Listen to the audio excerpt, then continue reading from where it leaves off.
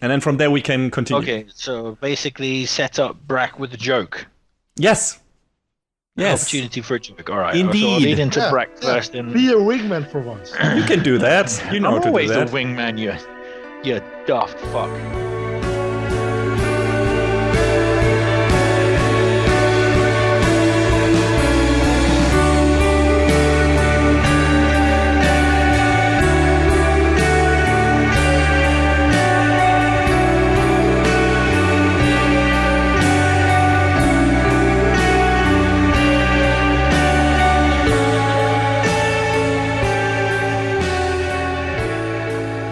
Hello, and welcome down to the abyssal lair of the radiophonic sea creatures, you piece of human excrement.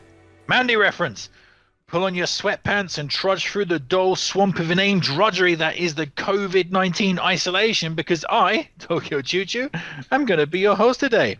And with me, as always, are two men who think sweatpants is a medical condition that happens whenever they see their own mothers. It's Human Metal and Brack. How are you guys today? How are you, Brack? I'm staying inside, playing video games. Like recently, I've been playing through the DLC of like Arkham Knight, like the Batman game.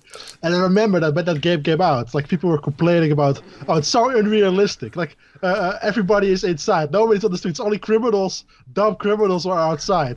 And yeah, not so realistic now anymore, suckers. No, no joke. I think I literally saw a scene of Arkham Knight like about half an hour ago when I went to the convenience store to buy some wine. The only people out on the streets were a bunch of chimpira, which is basically gang members, outside the convenience store hanging around. And surrounding them were about 6 police officers, and they were having a ruckus. But so it's literally Arkham Knight out on the streets here. See? The games are coming true. Right now it's Arkham Knight, but in a few years it's gonna be Tokyo Jungle over where you live. Death Stranding has already kind of become real because everyone is now relying on the people, who bring us a bunch of packages and groceries and shit like that. Or alternatively, just walking in the park, right, with a picnic, but self-isolating, but walking into a wide open area. And I mean, hey, especially in America, I mean, they have lots of land to travel, and they're big fat fuckers, so they got to have a lot of picnic stuff on their back. Yeah. Yeah, you might expect that people in America are like doing the best because they have so much space, but it seems not to be the case, to be honest. But yeah, it's like like a picnic for me is like a sandwich and a packet of crisps or whatever, and maybe an apple. But like a picnic for American people is like about 5 different bags of drive-through McDonald's. Sounds tasty. What's funny, I saw some restaurants, like high-end restaurants nearby, that are now doing drive-through. Like there's this one pretty classy like steak restaurant, and now you could just like go there by a drive-through to get like a steak. So it's just well, everyone has to adapt. I mean, I worked at a restaurant for almost 10 years, and part through my school, and then later when I went to college. And they now have to do delivery service as well, because otherwise they wouldn't be able to survive. So exactly. I mean, don't get me wrong. It's a terrifying time right now in Japan. We are in the state of emergency, so we have 1 month of this state of emergency situation. I mean, everybody has their own thing. By law, Japan can actually enforce people to stay at home, but Japanese society is a law-abiding society, so most people do anyway. They kind of do their best, although they don't quite do enough, in my opinion. But like, I'm one of the people, my job is I'm an English teacher, right? So I deal with meeting students, and schools are off for the state of emergency, so I have to stay at home for 1 month, and I have no job or whatever. But the thing is, it's not a school as in an elementary school. It's like a private English school. So those students who are missing their classes, they are owed makeup classes. So, by staying at home for 1 month, I'm losing my summer vacation, which sucks, which fucking sucks. But anyway, but the whole thing is, if this state of emergency goes past 1 month, we can't cover the classes with holiday. So it might mean I might get furloughed for a while and not be paid for like the next month of if the self-isolation continues. So that's like a really scary situation for me. So all joking aside, it fucking sucks. But yeah, speaking about that, before we get into Arkham Knight, what have you all been doing, like, away from video games and movies? Like, what have you been doing to, like, pass the isolation time? Any fun isolation stories, COVID-19 shit happening for you? Well, nothing really super fun. I mean, I've tried to like keep, or let's adhere to the restrictions that have been set up for Germany as good as I can. And I mean, it's easy for me because I have to stay at home anyway, because I'm still on sick leave, because I recently had major surgery. So it's I'm like at home anyway, and I'm a fucking nerd. So I've been playing a lot of games, a lot of movies. In terms of doing what I do with my free time, this has not really been that much of a restrictive thing. Where the problem arises is when I have to go to physical therapy to get my shoulder back into order, or, you know, if I have to get food, which my parents thankfully have been covering that. I don't feel too good about that because they're in the, in the group that is most in danger because they're over fucking 60. So I don't feel too good about that. But I've been switching to grocery delivery services since now slots are opening up again, because the big like push for those services has been like dying down a bit because people are not as crazy anymore. So that's the thing that also works. And aside from that, I just staying at home, trying to enjoy life as good as I can, meeting up with like 2 friends at a time, because 3 people are allowed in the same room if they keep their distance. And we've watched that fucking weird ass WrestleMania that was spent over 2 days, and Drew! Drew, man, he deserved to win this title in front of an audience. It was kind of cool, but also kind of a bummer. Literally, just to touch on WrestleMania, the Drew McIntyre, of course, I'm from England, and Drew McIntyre lived in my hometown in England as well. Awesome. Gotta mention that to my friend who's really into wrestling, because he loves Drew McIntyre, and he was partially happy and partially bummed out about this result. Yeah, me too. Like Drew McIntyre is a wrestler I've liked since the minor days, and he mostly has always been minor. You know, so even like the days of 3MB, sorry, people who don't understand wrestling, but like to see a minor star like that, who I've really, really liked, come up through the ranks and then suddenly be like the top reinventing guy, himself after a long fucking time. Yeah. It's just so awesome. Like, he is my favorite WWE champion of all time, I think, like ever. Like a wrestler that I've supported since he was minor over such a long time. So gorgeous to see him finally win and be the first ever British WWE champion ever. But the way it came around, like you say, oh my God, he needed people to go batshit crazy for him. And he just didn't have it. I feel so sad for him sometimes. Yeah. It was just a weird fucking thing. Like, and I mean, the Boneyard match at WrestleMania. Basically Undertaker versus AJ Styles. The movie was hysterically funny. Yeah, the Firefly Funhouse match was also amazing as well. Like, that was fucking. That's like, okay, that's what you do when you have to adapt. When you don't have an audience, you just do pre-recorded shit. You do pre-scripted shit. You make it like a movie. Like, I can't think of the guy who did Final Deletion. Matt Hardy. Matt Hardy, right? That you do shit like that and just make it super crazy, over the top Hollywood bullshit with special effects and shit like that. And you put a bit more effort into the scripting and storytelling, and then Right.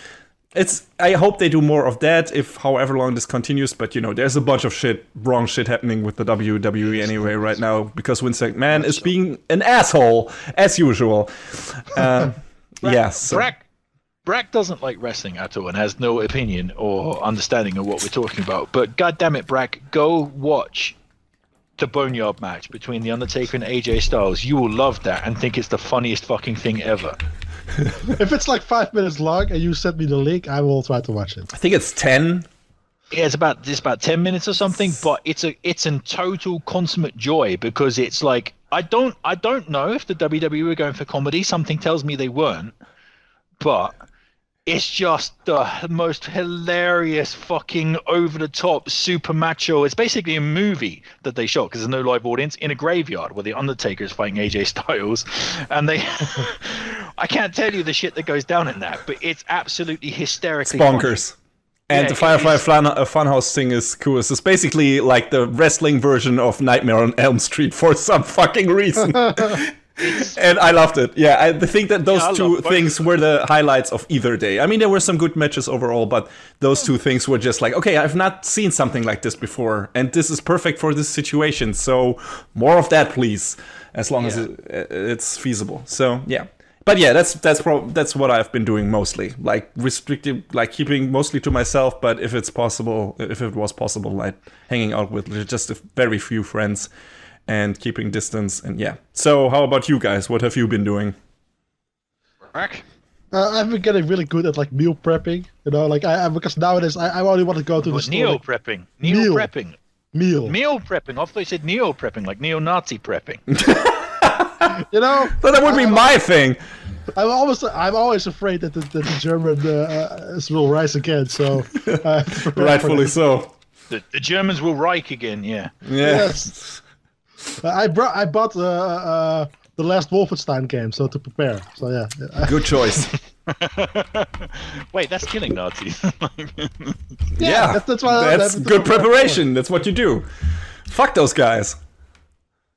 But no, like I'm better. Like normally, I'm one of those guys who goes to the store like every 2 days or something to get like groceries and shit. And now I have to do it once a week, and I have to do groceries for like my grandmother as well sometimes. So I'm doing like that's nice. A lot of shopping at once, and I have to prepare, make sure that every like vegetables are still good like a week later and stuff like that.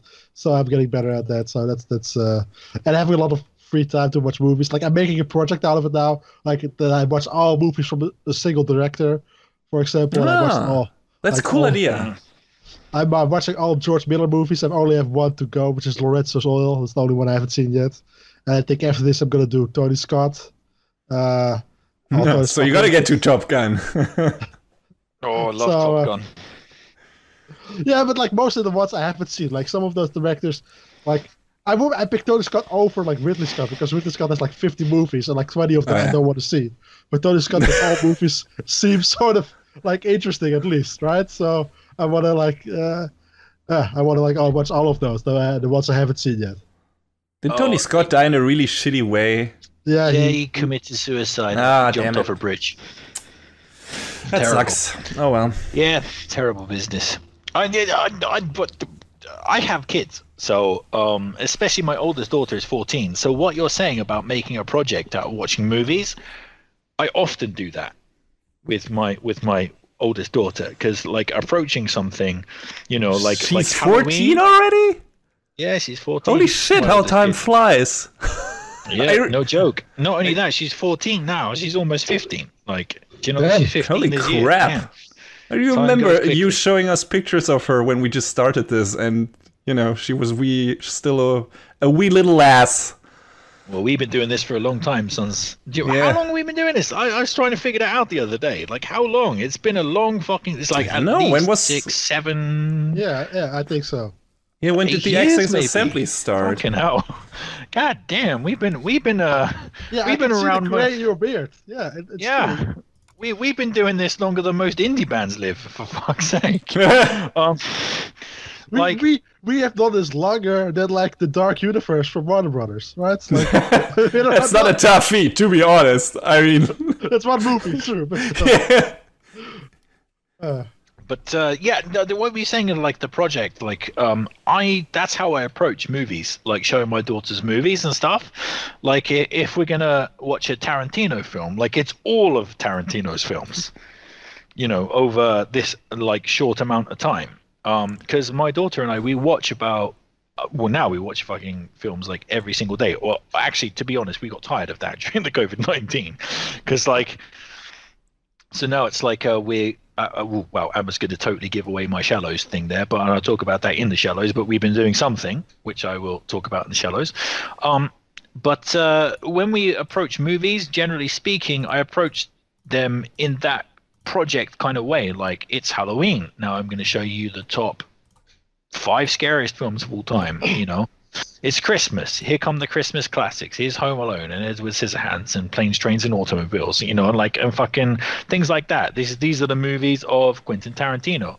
These are the best submarine movies of all time. We went through a phase of that, which we watched something that will crop up a bit later in a bit later on the show. After watching The Witches of Eastwick, like in the George Miller movie, I was like, oh, you know what? I haven't seen much of like Jack Nicholson's later career, so I watched like As Good as It Gets, As Something's Gotta Give, and I'm like, I'm weirded out that like at some point like old balding overweight Jack Nicholson was like a sex symbol for a while. I was like, oh, this is kind of weird. Yeah.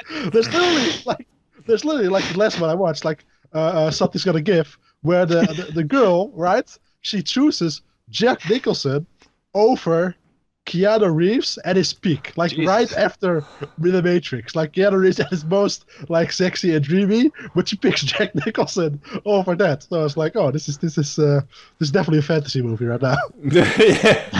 It's weird. Oh, I haven't seen this. Something's Got to Give. Is it good? Oh yeah, it's good. It's probably from like I'm not a big romantic comedy type guy, but this is like probably Nancy Meyer's best movie. And like Jack Nicholson plays like a super womanizing type character who literally at the beginning of the movie, right? Like he meets the romantic interest because he's dating the daughter of the romantic interest. Jesus. So Okay. yeah, he's one of those guys. Like That sounds like a conundrum. Yeah, he's basically me. he's definitely full on Jack Nicholson in there. Old, balding, yet somehow managed to pull hotties all the time. But what I find funny It's is magic. like that Jack Nicholson, like in his last few romantic comedies, is all about like, oh, he's like an old guy who's dating young people, right? He's dating young girls, but then he gets by the end of the movie like learns, oh, maybe there's something about like going for somebody your own age. But in real life, Jack Nicholson was still like only banging young girls, young women. Oh man, It's like he's not even following the lesson of his own movies. Like he's completely doing the opposite, which is kind of funny. yeah. I did the whole actor thing with my daughter. I think like there was this period where we went through like all of George Clooney's hits, like in one, you know, kind of like one really condensed like week period, like Solaris and fucking Burn After Reading and Up in the Air and all of his great films. Michael Clayton, of course. For a while, you know what, George Clooney was actually my favorite actor for a while because he all of a sudden in the same period he released all of these masterpieces within like a couple of years. It was like Solaris and Burn After Reading and Michael Clayton and Up in the Air. They all came together in this like weird, really productive clump, and then after that he did basically jack shit. If you have a run, you have a run. But after that he didn't really need to do anything anymore, right? And he also went into directing and everything. So yeah. But at that time, I was like, damn, this, like, because up until that point with George Clooney, I was like, damn, like, this guy, I didn't really have any feelings about him one way or the other. It's like, yeah, it was all right, man, Smiles a bit too much. But then after those films, I was like, God, this guy's fucking awesome. And he's taking really risky choices and making really good fucking films. And then after that, like, I expected more from him. And then I watched Tomorrowland. I was like, it's over. Done. But he was like, Tomorrowland sucks, but after that, I really liked him Hail Caesar, which is not a great movie, but I enjoyed Hail Caesar too. That was fun. Me personally, my COVID-19 thing, like you guys, absolutely drinking a lot of wine. Like you're drinking like who's the actor? Why can't I? Fuck Jack Sparrow. What's his name again? Johnny Depp. What? Yeah, you're drinking Jack Sparrow. You're drinking How Johnny drunk are Depp. you? You're drinking Johnny Depp levels of wine right now, right? Yes, that is, yeah, like what's it, like $500,000 a year or some shit like that, $50,000 a day. It was $30,000 a month in wine. Damn. Holy shit. Damn. But yes, definitely. The thing is with COVID-19, I find, you know, like I get tired of so many things. Like so I bought like Skyrim. I was like, okay, I'm gonna hunker down with Skyrim and I'm gonna finish Red Dead Redemption 2 and I'm gonna do all this like productive video game stuff because, you know, I'm a huge fan of video games like you guys are. And it's just like, to be honest, I've rarely played any video games, not seriously in any like serious capacity. Or what I have done, I'll talk about in my shallow section. But like, so I haven't really done that, and it was like, okay, so I'm gonna watch a movie a day at least for like 30 days, whatever. I'm gonna watch 30 movies. Gonna have a great time with that. I've got bored of movies, and I'm out of the movie cycle too. And it's like, but the thing is, I have kids who are home, right? So the whole thing is like during the daytime, I got to let my kids do whatever they want to do. You know, my daughter, ironically, is massively into Skyrim and sits there all day and fucking plays Skyrim. And I'm like, so for this, whilst I want to say to her in a way, get off the fucking PlayStation. You know, I want to play Red Dead Redemption or whatever. I am a father and they are children. So I've got to basically just take it, you know, take it in my stead and say, you know what, the daytime, that's your domain. The nighttime, that's my domain. In the nighttime, I get to play the PlayStation and do what I want to do. But in the daytime, I got to let the kids just get on and do what they want to do. Do you know what I mean? Otherwise, what kind of fucked up father is that? Get off the PlayStation. I want to play. You just can't do that when you're a father. So I can't do that. So that's kind of how things play for me. You know, I'm the guy who's bustling around fixing the kids' lunch, making sure everybody gets out for exercise once per day, going to the supermarket, doing the shopping, because actually my wife still has to go to work and I'm not at work. So I have taken it upon myself to clean the house, do the laundry, that type of thing. So my days are pretty busy with that. And the other thing that I've done, the main thing I've done, which I'm really proud of and amazed by, I've become a really good cook. So I've made kind of like in the same territory as Bragg with food preparing and everything. Exactly. So I today, for example, I made like mashed potatoes, homemade pasties, and this fucking gorgeous cream soup. Like and like, because I have a logical mind. I know that sounds weird to people, but I actually have this very factually led, logical mind, mathematical mind that lets me solve problems and stuff. That if I'm following a recipe, like, I can actually make really, really delicious food, like shockingly delicious. But you know what really bugs me? When people say a cup of flour, that really fucking bugs me. Like, what the fuck is a cup of flour? Do you know the disparity of sizes between cups? It's like insane. Yeah, I see. That's a problem you have as like as somebody who speaks mostly English. Like, if you look for recipes, you probably get a lot of American recipes, right? And they're all crazy with like their cups and their spoons and whatever the fuck. But if I look for like recipes in my own language, it's like all in grams. Like, yeah, same for me. So that's way better. Yeah, I absolutely agree with you. I mean, but I think that shows you like my organized mind. My first thought was like, how many grams are in a cup? And I initially researched it. It was like, generally, this amount of grams is considered. What is the standard cup size? Yes, that makes sense. D cup. No, I'm just gonna feel like a fat girl's bra with flour. Sure. Whatever works for you. While she's wearing it, just for shits and gigs. No, she loved that. So that's kind of what I've been doing. Yeah, and just also, you know, like I'm a Playboy dickhead as well. So being stuck in terrible for me. Like, it really is like a real sort of, you know, a real wrench to be like stuck in my house, because I'm a social creature. I need to walk. I need to fuck. I really miss going to the movie theaters though. Like, I really miss that. And I think my last movie is like the last movie I watched is the most isolating movie ever, which is The Lighthouse, which is how I feel sometimes these days. It was a prophecy movie. Yeah, it's a good movie to end on. But yeah, I really miss going to the movie theaters. And I hope they're doing well. Like, it also sucks because I know all the movie theaters I go to recently are all like the small chains, like the really small, like students run theaters and whatever. And yeah, they probably are not doing that well right now. So I hope everything goes back to normal soon. Seriously, it's a weird way that when you're isolated and stuff, that, you know, like, you think laziness sort of like you think that you'd be like really, like, for me personally, like, I'm really shocked at the fact that I have all this free time and like I could just sit around in my underwear and play fucking, Red Dead Redemption or whatever the fuck until my eyes melted. Yeah, I'm just gagging for something to do, something constructive. It's really weird. It's like I don't like cooking, and today the meal I made took 2 hours, and on any other day when I'm working, the 2 hours out of my free time is like, oh my god, cooking is so stressful. But here I was just fucking glad for the work. Just glad for something focused to do. Do you know what I mean? Because I'm a working boy. Yeah, I get it. So am I, but I'm still, I don't know.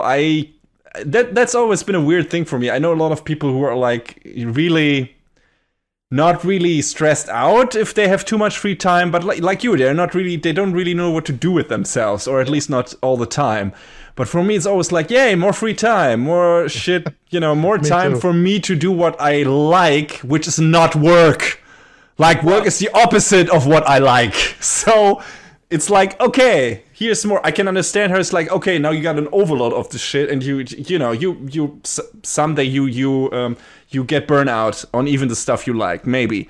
But so, I don't know. I never had that problem. I always found something to do that I like, and if I'm done with one thing, okay, then next. And at one point this cycles around, and I start at the beginning again. But it's always stuff I really love to do and I like to do, and it's not stuff I have to do.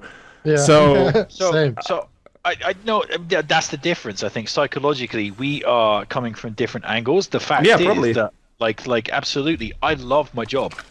I love it. Like, I live in a foreign country. My job is to teach foreign students English. Every day I get to meet these gorgeous kids who come into my classroom, and every day is different because kids are unpredictable, and I love kids. I love them. Not in that way, you dirty fuck. But like, not didn't say anything.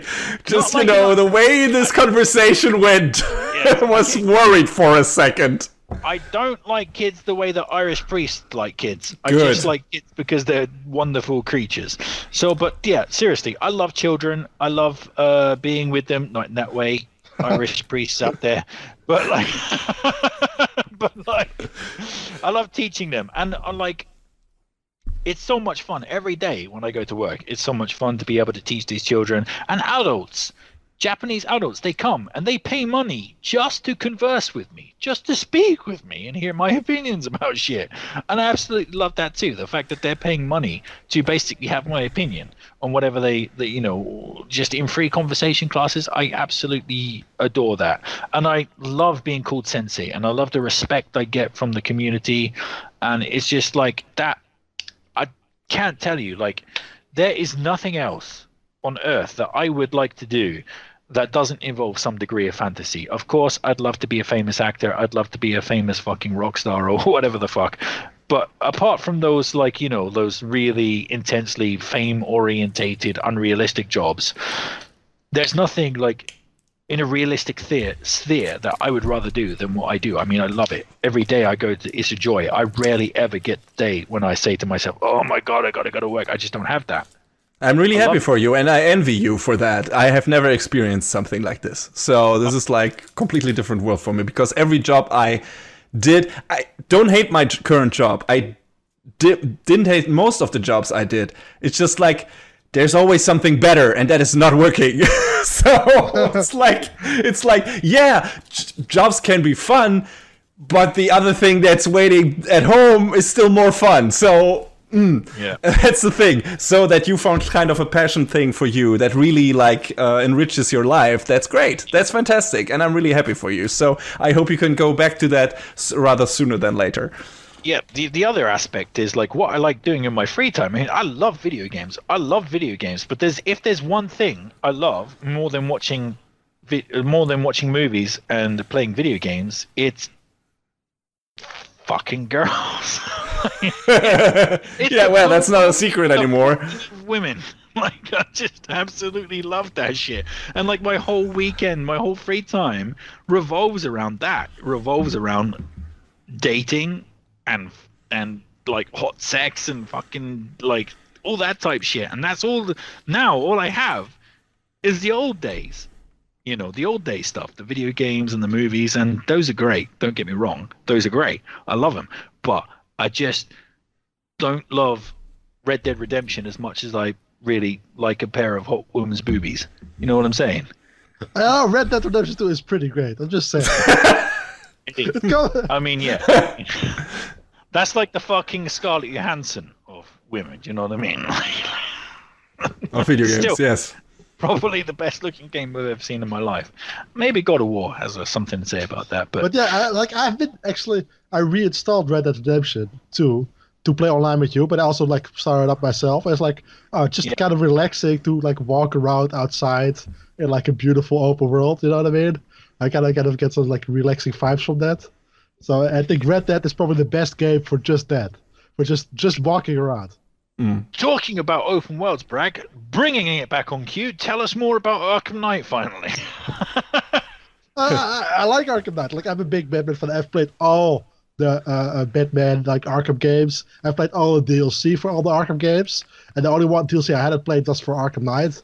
And I started up like after like I don't know how many years since I finished it, and I really wish that games had like a quick like re-explanation of what the controls are, because the control system in Arkham can be pretty dense, right? Like, I have like a lot of combos. You have like multiple combat systems, like you have free roam like fighting, but you also have stealth combat, and all of them have like different styles and movements and combos and whatever. And it took me like a pretty like long time before getting back into the flow of things. But yeah, I'm back to it. I'm enjoying it. The DLC for Arkham isn't all that great. It's very short, right? It's like a lot of like, instead of like one DLC that's like 8 hours long, it's like 8 DLCs that are like 30 minutes to an hour long. Like, yeah, some mission thing more than anything else. Yeah, and they're well done and they're pretty good, but they're not like that deep. And I can understand, like, when they came out, people were complaining about them because it's mostly just more of the same. And but I'm enjoying it, seeing all the villains again, playing Arkham, and I've got all the DLC with the outfits. So like now I'm playing Arkham Knight, but I'm in like the Tim Burton like Batmobile and the Tim Burton like Batman outfit. Or now I'm playing Arkham Knight and I have like the 60s Batman and the 60s Batmobile and stuff like that. So it's fun to switch that stuff up. And it's weird to see like the 60s Batman just like going full on ballistic on some dudes, like. Like Adam West is angry. Yeah, like crushing through like those legs and everything. Like, he's very violent. But yeah, I'm enjoying it. It's a good game. I like the DLC. I'm looking forward to the next game that they probably announced. They were about to announce it at E3, I think. I've heard. I'm not sure. Probably, but, yeah. Looking forward to if it ever comes out. Yeah, me too. I'm really interested to find out what Rocksteady has been up to for the past couple of years, because I told you. Apparently, it's not a Batman game. No, I told you what Rocksteady's been doing. He's been hanging out with Bebop. Not entirely what I meant. Nope. Yeah, but we'll see what happens. I mean, the next Batman game seems to be coming from Warner Bros. Montreal, but whatever Rocksteady is doing, it's probably going to be interesting as well. We'll see.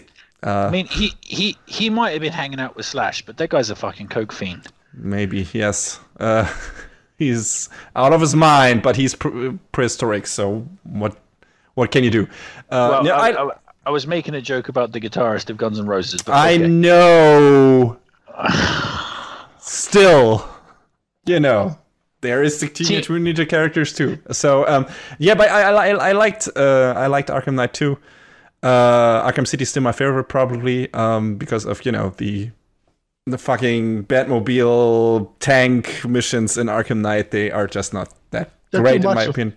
Yeah, too many of them. I enjoyed it, but they were definitely very proud of having the Batmobile in there. Yeah, and they really shuffled it in. Like, I feel like if in the next game the Batmobile is in there, but they cut down how much you use it for like 70% or something, and like, oh yeah, great. But I don't really need like 30% of the game to be like in the Batmobile, which Arkham Knight sometimes feels like. It's like if you win like a fourth place participation trophy, during a soccer game or whatever, and then you just insist on showing it to someone all the time, every time they come to your house. Look at my fourth place participation trophy. Look at this. It's amazing. And you just keep doing it and keep doing it and keep doing it until someone finally says, "Will you put that fucking thing away? I don't like it." It's like making like Hawkeye the star of like an Avengers movie. You know what I mean? Like, it doesn't make sense. Yeah. You know, you have to sit there in the back and shoot an arrow every once in a while. Like, yes, great, you're doing good, thank you. But like, don't make him the star. Oh boy. Don't make Jeremy Renner sing like the credit song. Like, you don't need that. You know he's getting his own TV series, right? I Is think he? I'm not sure. he was supposed to be. I don't know if that project is even coming along, and not now anyway. But you know, I'm interested to see that though, whatever that is going to be. Actually, I like the recently, book. I like the Hawkeye book. That's so I'm not complaining all that much. Okay. recently, talking about Jeremy Renner, like recently I realized I actually had a subscription to Amazon Prime. So for the first time, I realized I had a subscription to Amazon Prime. I literally didn't know. And like everybody had been saying to me, "Oh yeah, use Amazon Prime. No, you should watch it." And I was like, I don't have a subscription to that, so you know, I use Netflix. You've just been paying. You've just been paying to them. Like you're just sending them money. That's literally what happened. You're old manning again. Yeah, I was literally old manning, and then finally I realized, like, oh wait, no, because like it was Brack actually who solved that problem. He was like, as usual, to watch The Guest, and he was like, where can I watch The Guest? And I was like, oh, maybe I can research how to sign up for Amazon Prime. Let me see The Guest. Oh, they have it. Oh wait, oh. Apparently I have Amazon Prime. Like, so apparently I've been paying all this time, having not a fucking clue I was in that situation. But recently, talking about Jeremy Renner, I recently was introduced to the joys of Amazon Prime. And one of the things I really wanted to watch on there was the Grand Tour, which is do you know Top Gear? The car show with, so like the show that the presenters of Top Gear made. Grand Tour, and like the first episode has this hilarious celebrity cameo from Jeremy Renner where he comes on the show. Spoiler alert for the first episode of Grand Tour, but let's face it, that's years old now, and if you don't watch Grand Tour, you probably never will. But he arrives to be on this show, and they introduce him in the most spectacular fashion where he's coming in a plane. And he basically has a parachute, and he just jumps out with the parachute and like parachutes his way down into the studio, which is absolutely fantastic, epic like introduction to Jeremy Renner. But of course, he just face plants on the dirt and dies, which is hilarious. So, and then they have this running joke where every week they'll have this thing called Celebrity Brain Crash, where they invite a really famous celebrity who hilariously dies in tragic fashion. It's brilliant. Sounds good. Like, what's it? Yeah, Charlize Theron. The most hilarious one I've seen is Charlize Theron getting mauled by a lion. That was hilarious. But anyway, so usually I go last in Shallows, but you know what? I'm going to go now. Boom. And we'll leave. Okay, I'll go next. Yes, yeah, sure. we'll leave Metal. Because the other thing I've been doing, the main thing I've been doing during COVID-19 self-isolation time is watching Downton Abbey. Downton Abbey, Mr. Branson. Sorry, that's my Carson impression. That's a pretty good one, I think. If you say so. If you say so. Like, I have no reference. Me neither. Well, I can go deep on that. Mr. Branson, if you'd bring his lordship down to the dining room. Like, that's spot on, I'm telling you. I've literally not seen a single episode of Downton Abbey, so I have no idea what you're talking about. I've heard some people reference it, by the way, recently, because like I think Maggie Smith is Maggie Smith in that? Like probably. Like there's like this one moment in the show where somebody explains to her what a weekend is, right? Because she doesn't know what like a weekend is, and I've heard people reference that like during these days because they don't know what a weekend is anymore, like staying home all the time. So yeah, that's the only reference point I have to Downton Abbey. Yes, I watched that episode literally the other day when she was like, there's like on the weekend. He's like, what's a weekend? But yeah, so I've watched all of Downton Abbey. I think there is a movie that's circulating in the cinemas around Japan, which is like the very, very final thing, which I haven't seen yet. That's the only thing I haven't seen. But all 6 seasons, I've watched that. However, I was watching the very finale of Downton Abbey finally and enjoying that. And it caught my daughter's attention. And my daughter's like, oh, I'm interested. That looks fun. So I went back and I've started to watch Downton Abbey with my oldest daughter, and now we've basically caned through Downton Abbey like 3 seasons already, like about like 4 or 5 episodes per day. Jesus. So we're mainlining Downton Abbey, and my oldest daughter is so into it, which is fantastic. And because I absolutely love Downton Abbey. I'm telling you now, my top 3 TV shows of all time, like 1, 2, 3. I don't know which order. Who cares about the order? But it's like Game of Thrones, Breaking Bad, Downton Abbey. Those are the top 3 for me. So what's the attraction of Downton Abbey? Because it sounded like it shows people living in a house, and I don't know, is there even a story to speak of, or is this just like, hey, this was the period? Okay, so Downton Abbey has many fantastic aspects. Like any great TV show, the characters are absolutely fantastically written, well performed, and the actors fucking go for it in Downton Abbey, hardcore. Secondly, like, it takes place, I think, between the years of 1912, when you're introduced, through 1928 or 29 or something. Well, not maybe even in 1930 or something. Or kind of 1912 to 1930. Let's just say that, from what I understand. So throughout all that time, you get to see bits of history come up as well. World War One, the Spanish flu. The first episode starts with the sinking of the Titanic, for fuck's sake. So you get to see all these epic, moments in history during that time, like shot through this really rich family living in this giant estate. But there are two things going on in Downton Abbey. There's the rich people who live upstairs, the aristocracy, and then there are the servants downstairs who are the working class. And often there are... I understand. I've seen Snowpiercer. Yeah, well, basically it's like Snowpiercer, but a really genteel English merchant ivory version of fucking the Snowpiercer.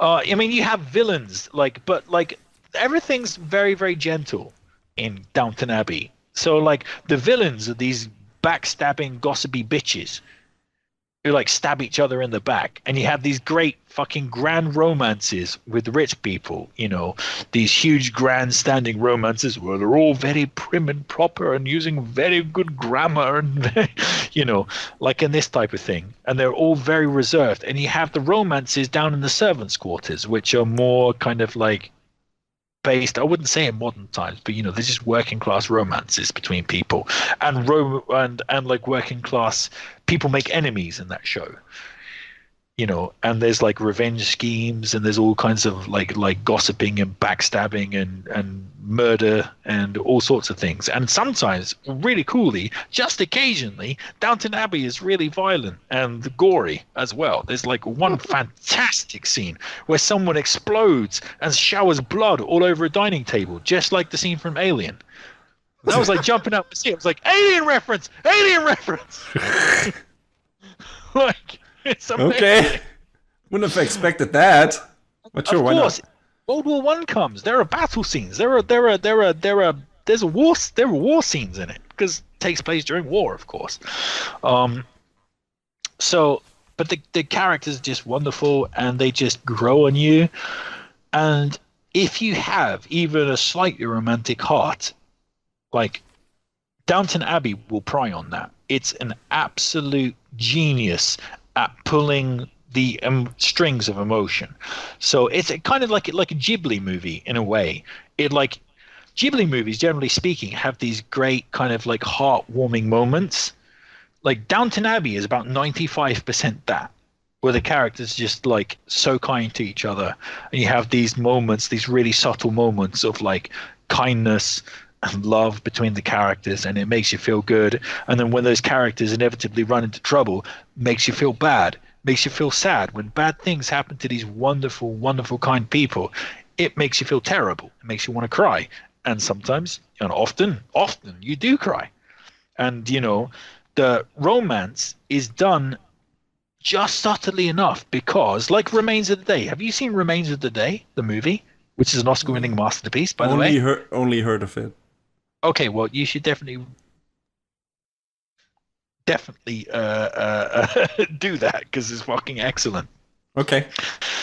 Remains of the Day with Anthony Hopkins is basically that, but much, much deeper, on a much, much deeper level. It's very refined. It's very subtle. It's not like American romance dramas because it's British and set in the in the early 19th century, like 100 years ago. Everybody's very reserved, very sort of subtle and contained, and romance is built up layer by layer, and when it pays off, it's fantastic. There's one romance in the show that lasts the entire 6 seasons, for example, and it's built through subtlety, through little tiny moments of kindness between the characters that builds up until their explosion. But when it happens, it's one of the most effective, most wonderful romantic moments you'll ever see in anything ever. It's brilliant. So that's the beauty of Downton Abbey. Sounds good. I'm all for character drama. Not so much for romance, but definitely for character drama. It is very, very good. And the thing is, because it does have these really romantic moments between these characters, it kind of gets pigeonholed into this kind of like old lady, girl-centric show, where people like swoon and faint because these two characters have gotten together. But that absolutely like belies the fantastic writing in it, and how funny it is, and how sharp it is, how witty it is, and how fucking effective the romantic writing is, because it's not in your face. It's not like, it's really subtly done and really excellently weighted. Some of the best romance I've ever seen in my life in any film or TV show, for sure, is in Downton Abbey. It's a winner. If you want to watch a show and you actually want to feel good about yourself and good about life, watch Downton Abbey. It's fucking fantastic. It's probably exactly what you need in times like these. So, good choice, I guess. Yeah, fantastic choice. And briefly, because I'd be remiss if I didn't mention it, completely disassociated. Open wheel races in Grand Theft Auto Online. Brilliant. I love them. I've become addicted to them. So, I know what you're thinking, Downton Abbey to open wheel races, weird transition, and it is, because Grand Theft Auto is a very violent thing, but the open wheel races are not violent at all. Basically, open wheel races are like Gran Turismo in Grand Theft Auto. They are F1 races, very, very, very technically demanding races. You make a mistake, you pay for it. And they go for about 10 laps, so you will have to pit during them. And you have to make the strategic decision, do I want to stay ahead of my rivals, or when am I going to pit to improve my tire balance and repair my car, or whatever. Those are absolutely fantastic. And you know what? I like finding things I'm good at, and I'm fucking good at that, and I can often win it, whereas I will lose most first-person shooter like matches or whatever. Racing is my calling where it comes to like online multiplayer, and I'm fucking good at those open wheel races in Grand Theft Auto, because people, especially the opponents, most of them, they approach it like it's Grand Theft Auto. I approach it like it's an F1 simulator, hence I win, because that's a simulator-based multiplayer mode of that game. And I absolutely love that the Grand Theft Auto designers added that and gave it to us for free as well. So massive kudos to them, because it's so fun. And I'm absolutely wiping the floor with my competition in that mode, and I love it. Living life on the fast lane. Exactly. Give me a little bit of Gran Turismo in my fucking Grand Theft Auto. Thank you very much. I'm liking that. I wonder if we're going to get a new Gran Turismo when the PS5 launches or soon after, or if it's not happening anymore because that's just not a well-demanded genre. I don't know. Well, yeah, absolutely. I know Gran Turismo games are some of the highest selling games on the PlayStation, but they sell like hotcakes. But the fact is that the game director is like one of those guys who's always trying to improve, and then always is behind the curve. So what will happen is we'll get a Gran Turismo game around about just after the launch of the PlayStation 5 that was supposed to be released. PS4, yes. Yeah, on the PlayStation 5. Yeah, that's how it goes, yeah. Behind the cave, way behind the curve, you know. And it'll be great, but people will be saying, oh man, they could have, man, if this was specifically like made for the PlayStation 6, this would have been awesome. PlayStation 5 or whatever, but that's what's going to happen. That's what always happens if you look back at the history in Gran Turismo. But anyway, I've spoken a lot of human metal. What have you been doing? Yes, I have been playing a lot of video games. Oh, naturally. really? Yes, can you believe it? I've had the times. Oh, I think what was the one did I talk about Bloodstained? Yeah, we talked about Bloodstained. I finished that. I started Resident Evil 2 remake, and I was Bloodstained. That's yes. What? The Castlevania thing. I was just going to say Bloodstained. Bloodstained. That's like a woman's knickers after I'm done with her. That's what I expected. Not what I'm Is that talking what about. you expected? Is that really what you expected? It's not what I wanted to hear. It's definitely not what I expected to hear. So yeah, but no. I didn't want to hear that. I didn't need to hear that, but I knew something like that was coming for me when I said Bloodstained. So, you know who we were talking to. Anyway, so after that, I started Resident Evil 2 remake. I liked that a lot, but then another game arrived finally after a long time coming and waiting for it, almost 20 years kind of, if you consider when the original came out, and that is the remake of Final Fantasy VII. And I got that early, thankfully, because they shipped the copies to Europe a bit sooner to evade the Corona problem. So people have it in stores soon enough, and the guy I found that just sold that thing earlier and broke street date. So I got the game like a week earlier or something before the actual release date. And yeah, I'm very glad I did, because I love this game. I think it's a fantastic remake of Final Fantasy VII. It will be kind of tough to talk about this without giving shit away, because yeah, let's say they changed things. I expected that, because I was like, okay, so this is gonna be, and that was well known. This was only gonna be like the first chapter of Final Fantasy VII. Like the big first part of Final Fantasy VII is set in Midgard, this giant as steampunky town, and the crew, the gang of Avalanche and Cloud, the main character, going up against the company Shinra, and for the sake of the planet, basically, because they are sucking the planet dry, literally, of the life force that it inhabits, made out of basically of kind of everything that died and then gets to live again, whatever. But that's the first part of the story, and then at the end of that, they leave Midgar, and then the open world, like the world opens up before them. You get a world map, you get to travel around, and you get to the actual meat of the story and what's behind Sephiroth, the big bad guy, and everything who has only been really hinted at that point in the original game. And, we knew that this remake is just going to be the Midgard chapter. So I was thinking, okay, they're not going to end this game the same way they ended that, like that first chapter, the first disc part in the original game, because that would be kind of underwhelming, because you're basically just escaping from the Shinra headquarters, and then you're like chased by this weird roller ball machine thing, and then you fight that, and then you're out of the city. It's just like, that's not a finale of a full game. That's not what you do at the end of that. So yes. Yeah, but did you say escaping from the Schindler headquarters? Because I think it was a good thing to be on his list, wasn't it? Yes. Not the same thing. Anyway, God, so oh my god, I gotta get out of here. I mean, I can't make it. If I have to make another fucking pot, I'm gonna kill someone. Maybe that's how it went. Anyway, so I was sure they would change things, and there were rumors anyway. So I was like, okay. Didn't watch like the last two trailers, and I'm so glad I didn't. But I was like, okay, they probably changed things. So I'm gonna be careful and not look at social media and shit. And I'm glad I did, because they changed more than I expected, especially at the very end. And what that entails is that I expect, and that's also what happens, it kind of split the fan base in half when it came to the reaction to this game. Like, even the diehard fans. A lot of diehard fans were like, hey, this is interesting, this is cool, this is really ballsy, this is kind of... Yes? I didn't like it because Sam Jackson wasn't in it. Different genre, different franchise. I like a lot of things because Sam Jackson isn't in it. So yeah. Yes, there you go.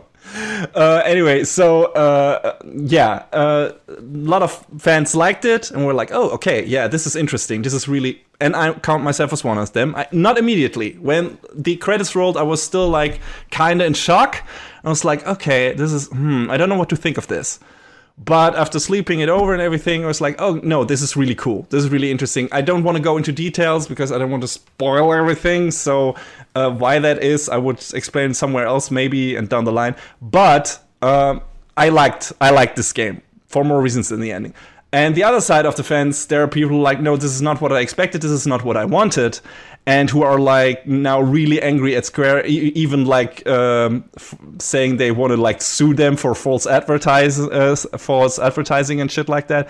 Which I in parts can understand, but it's still like people get a grip. Just holy shit. For the most part, this game is like a really almost down to the line perfect reimagining of that first chapter of the original game.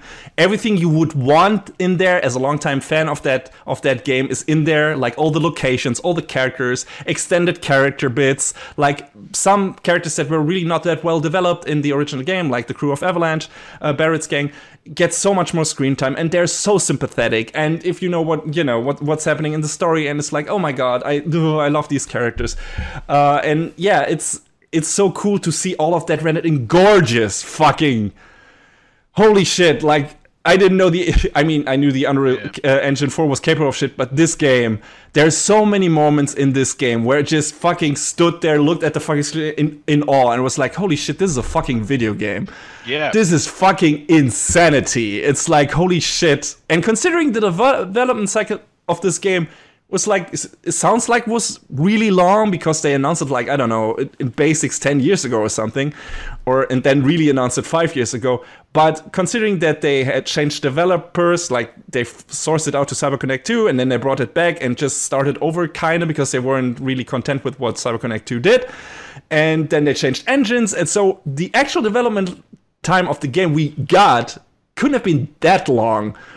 And considering that and all the trouble that went through, what we got is fucking mind-blowingly good in terms of visuals, like I said, in terms of storytelling, in terms of gameplay. Like, the combat system is fucking amazing. As someone who likes action games, I also like turn-based combat, which was in the original game, but how they reimagined that combat system and how it still kind of keeps the spirit of the original game, but still brings in so much new and so much more fun and makes the characters stand out much more as individuals with individual skills, and who play so differently from each other.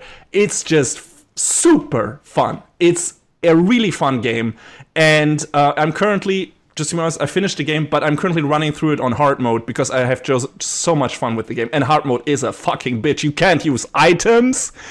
Your fucking MP are not refilled aside from just a few small instances. It's tough as nails, but I'm having so much fun. So that should tell you a lot. I'm not a glutton for punishment, but this game makes me want to do that. So this is great. The soundtrack is fucking amazing. I love it so much. The remixes of the original tracks are amazing.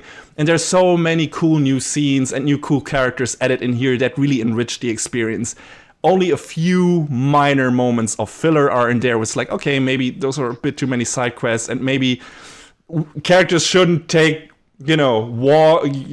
so much time getting from this point to this point, because in the original game that was like a scene with, I don't know, of half an hour, and here we're spending like, I don't know, 4 hours here. So this is kind of ridiculous, but it never really felt too negative to me in any way possible. I had so much fun with the game. I loved it.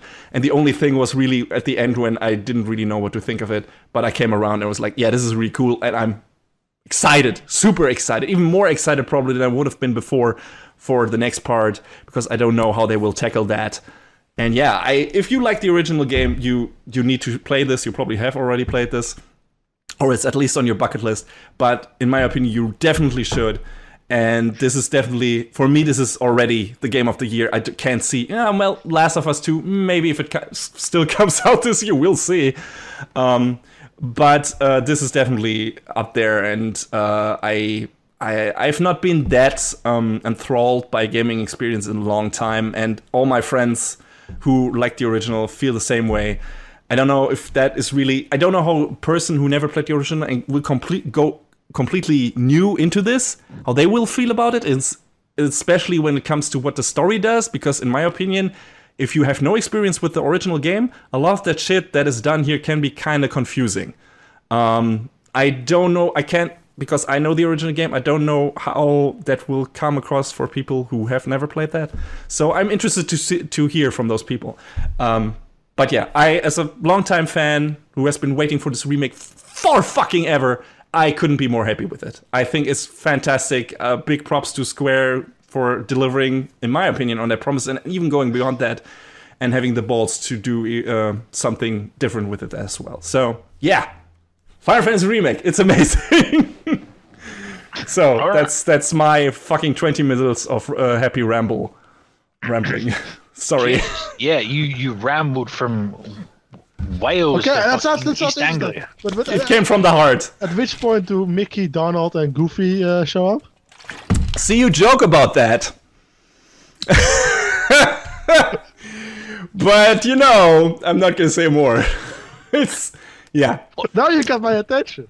There you go, play the game. I have fond memories of Final Fantasy VII, which I played back on the original PlayStation when I was young. I don't remember an intense amount about it because, frankly, I never finished it. But I did go through the opening section of it, so probably what happened in the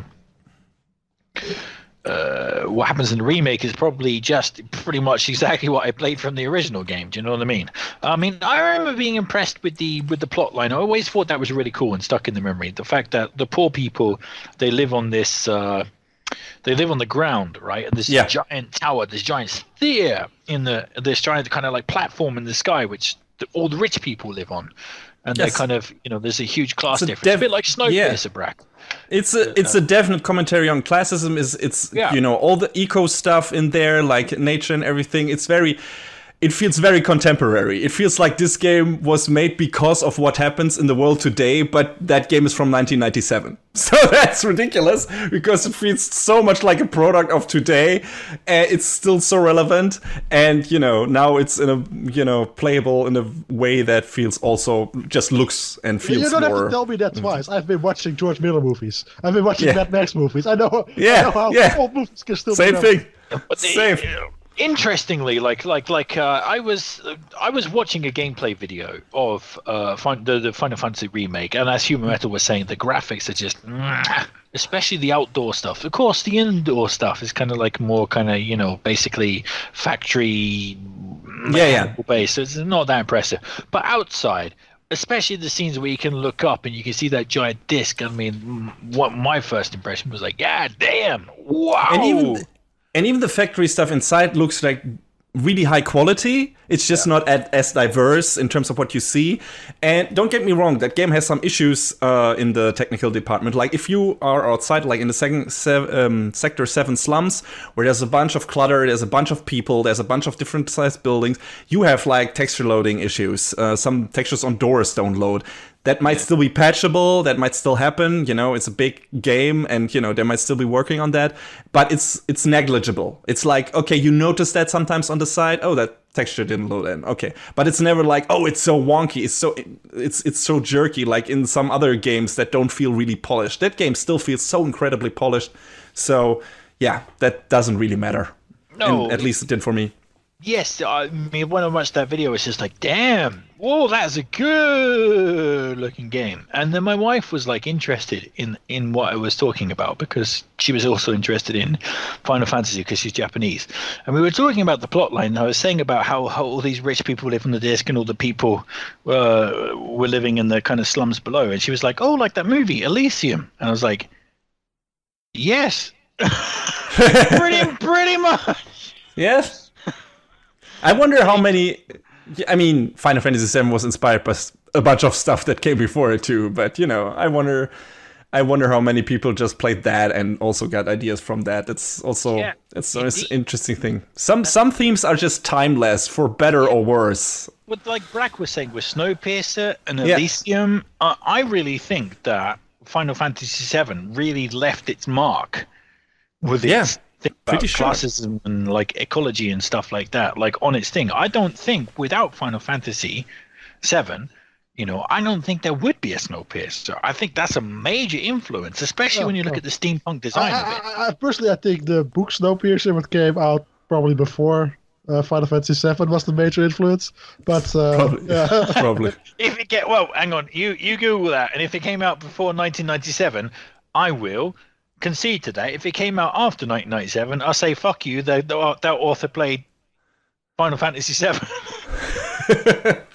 Interesting to see that. But yeah, I'm really happy that. I mean, you see, 1982, bitch. 1982. Well, goddamn, the creators of Final Fantasy VII fucking read Snowpiercer when they were sons of bitches. maybe. There you go. We have concluded right now. We have uncovered the conspiracy theory that Snowpiercer, that awful film, where they literally cut fish for like 10 minutes during the film, a whole 10-minute section. Film ever. 10-minute section of that film, the best film ever, according to Brack, is devoted to Tilda Swinton cutting heads off fish. You know what? Why do you have the same opinion as Harvey Weinstein, Choo-Choo? What's up with that? Because I like Why sex. are you agreeing with Harvey Weinstein out there? Because I like sex. I'll do anything to get it. Stop agreeing with Harvey Weinstein, Choo-Choo. Wise I choice. agree with him completely. Actually, do you know what? I have no idea what he did. Literally, I know he did something bad, but I'm just not interested enough to research what he did. I just hear that name is in ill repute. What did Harvey Weinstein actually do? Just for my own edification. Sexual assault.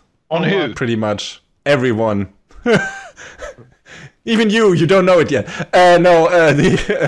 Getting women into film business and trying to collect sexual favors from them for it, stuff like that.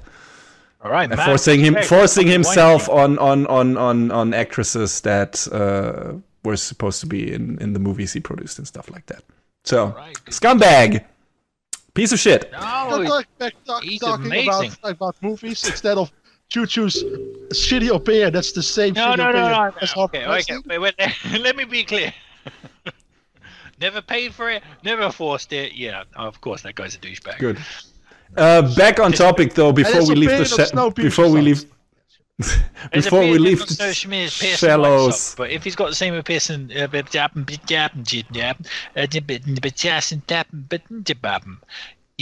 Snowpiercer sucks.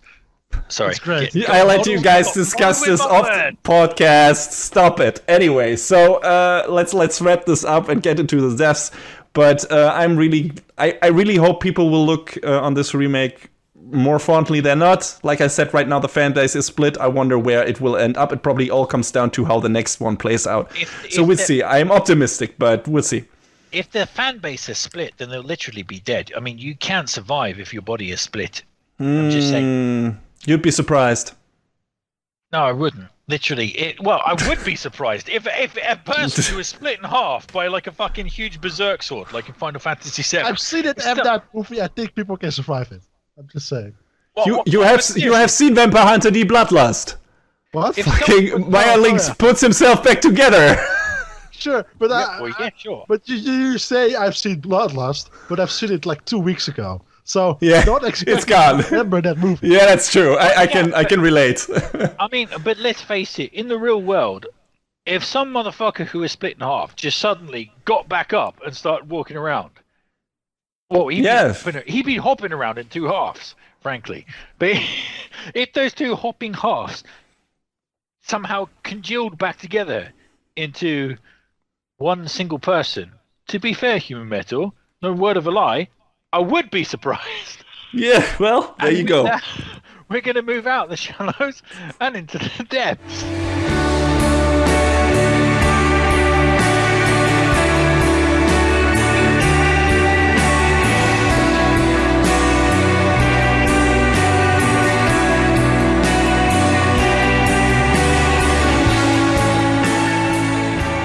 Welcome back to the depths. So, it's self-isolation time, and God knows everybody should be self-isolating and taking care of themselves and their family and doing what they should to keep their nation safe. But it does mean the fact that we're pretty much, sheltered in almost one location by ourselves. Maybe the occasional trip out to the supermarket or whatever. But yeah, we should be inside by ourselves. So today's theme is, Isolation. That's it. That's going to be our theme. A game that we're each going to have one game and one movie that revolve around the aspect of being isolated in a particular situation. So there you go. A special COVID-19 nod of the head. Everybody, please stay safe. God damn, this fucking virus sucks. God damn it. So, Human Metal. All right. I thought you would be saying more. I was like, waiting. Okay. Yes, that's my name. Thank you. To be fair, I was going to say more, but I'm so drunk that literally I forgot what I was going to say. It has happened before. I am not surprised. Anyway, okay. My words escape me like Jews escape a Nazi concentration camp. Yes, it's holy shit. Let's move on from that topic, that jolly one. Anyway, so I think if the Gutsman toss coin was right, we start with movies, correctly? Yes. All right, so the movie I picked for our nice isolation theme is 10th Cloverfield Lane, which is the kind of spiritual, not real, but maybe same timeline, same universe sequel to Cloverfield that J.J. Abrams produced movie? Did he direct that too? I'm not sure. He didn't direct it. Okay, all right. It was one of the guys who was also in line to direct Uncharted. I'm not sure which one. Isn't that almost all of Hollywood now? There's a fucking conspiracy going on here because all throughout my entire life, I have been utterly convinced of the fact that J.J. Abrams directed that. No, he directed Cloverfield. Yes, the original Cloverfield. That's what I meant. That's what I meant. Yeah, that's what you meant. Okay. I wasn't sure if he directed the original one or if he just produced. Oh, he directed the original. He didn't direct the new one. Oh, okay. Yeah, that I knew. That it's just like I didn't. I knew that J.J. Abrams was involved in some way with the original. I just didn't know if he just produced it or if he actually directed that. Oh, he also didn't direct Cloverfield. What the fuck? Seriously? There you go. That's probably also somebody who was in line to direct Uncharted. Yeah, probably. It's Matt Reeves, the guy who directed like the Planet of the Apes movies. Oh, okay. He went on to greener pastures, I guess. But yeah, okay. And yeah, I liked that original movie. I thought it was a very cool take on, found footage stuff and on monster movie stuff. To at least the monster movie genre, I really like. So I found it to be interesting to see it through that found footage lens. And super impressive. The scene where they're going, that one skyscraper collapses and smashes into another. There's this whole scene where they're walking across the skyscraper. It's really good. I saw that in the cinema. That literally gave me vertigo, that scene. It was so well made. Yeah, the handy cam footage actually adds some sense of realism to it, especially if you have done, some home movies, whatever, as well on vacations or stuff like that. So yeah, it makes it feel a bit more real in parts, and that worked for Cloverfield too, even though it was such a fantastical thing that was happening there. But I actually want to watch it again. It's been a while. So, but yeah, 10 Cloverfield Lane, kind of set apparently in the same universe because it's also maybe aliens invasion thing, but it's not too sure. I'm not too sure about that, how much connection there actually is between those movies. But also that movie is something completely different. It's, like our theme kind of already gave away, is all set in this one location, which is this house of... John Goodman is playing the character. I forgot the character's name. But the main character, which was Mary Elizabeth Winstead, I think. Yeah. Yes. Right.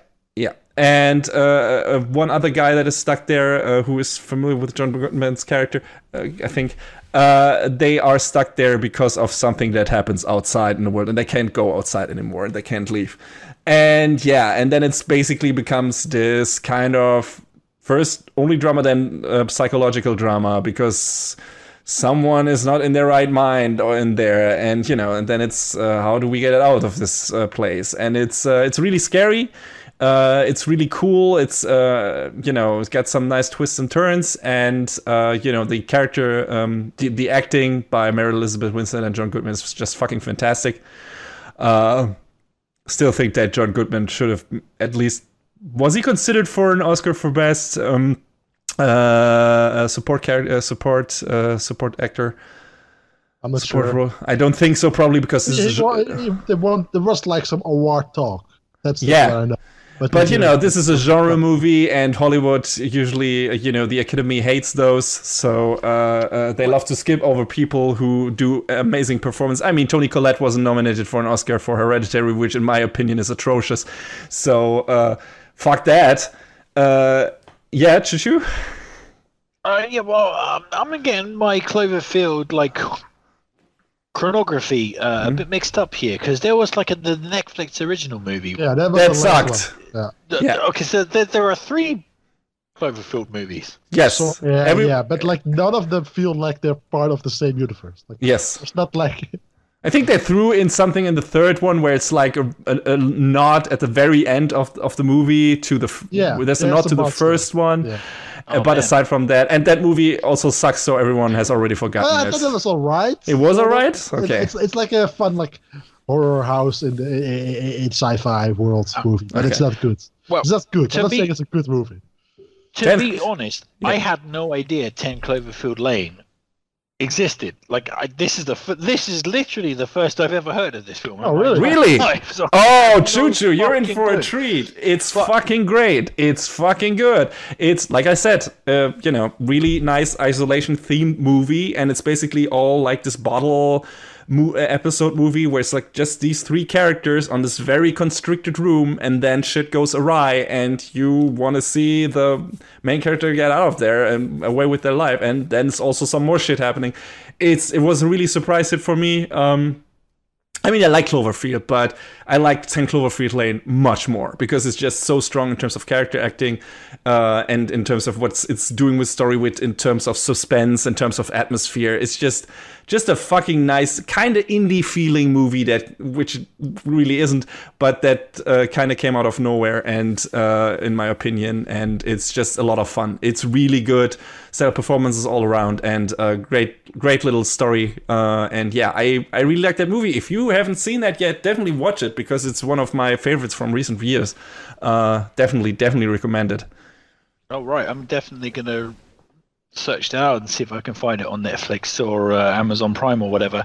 That reminds me of a small anecdote that happened to me when I was young, where I was really young, where I swear to God, the original trilogy of Star Wars movies consisted of 2 movies.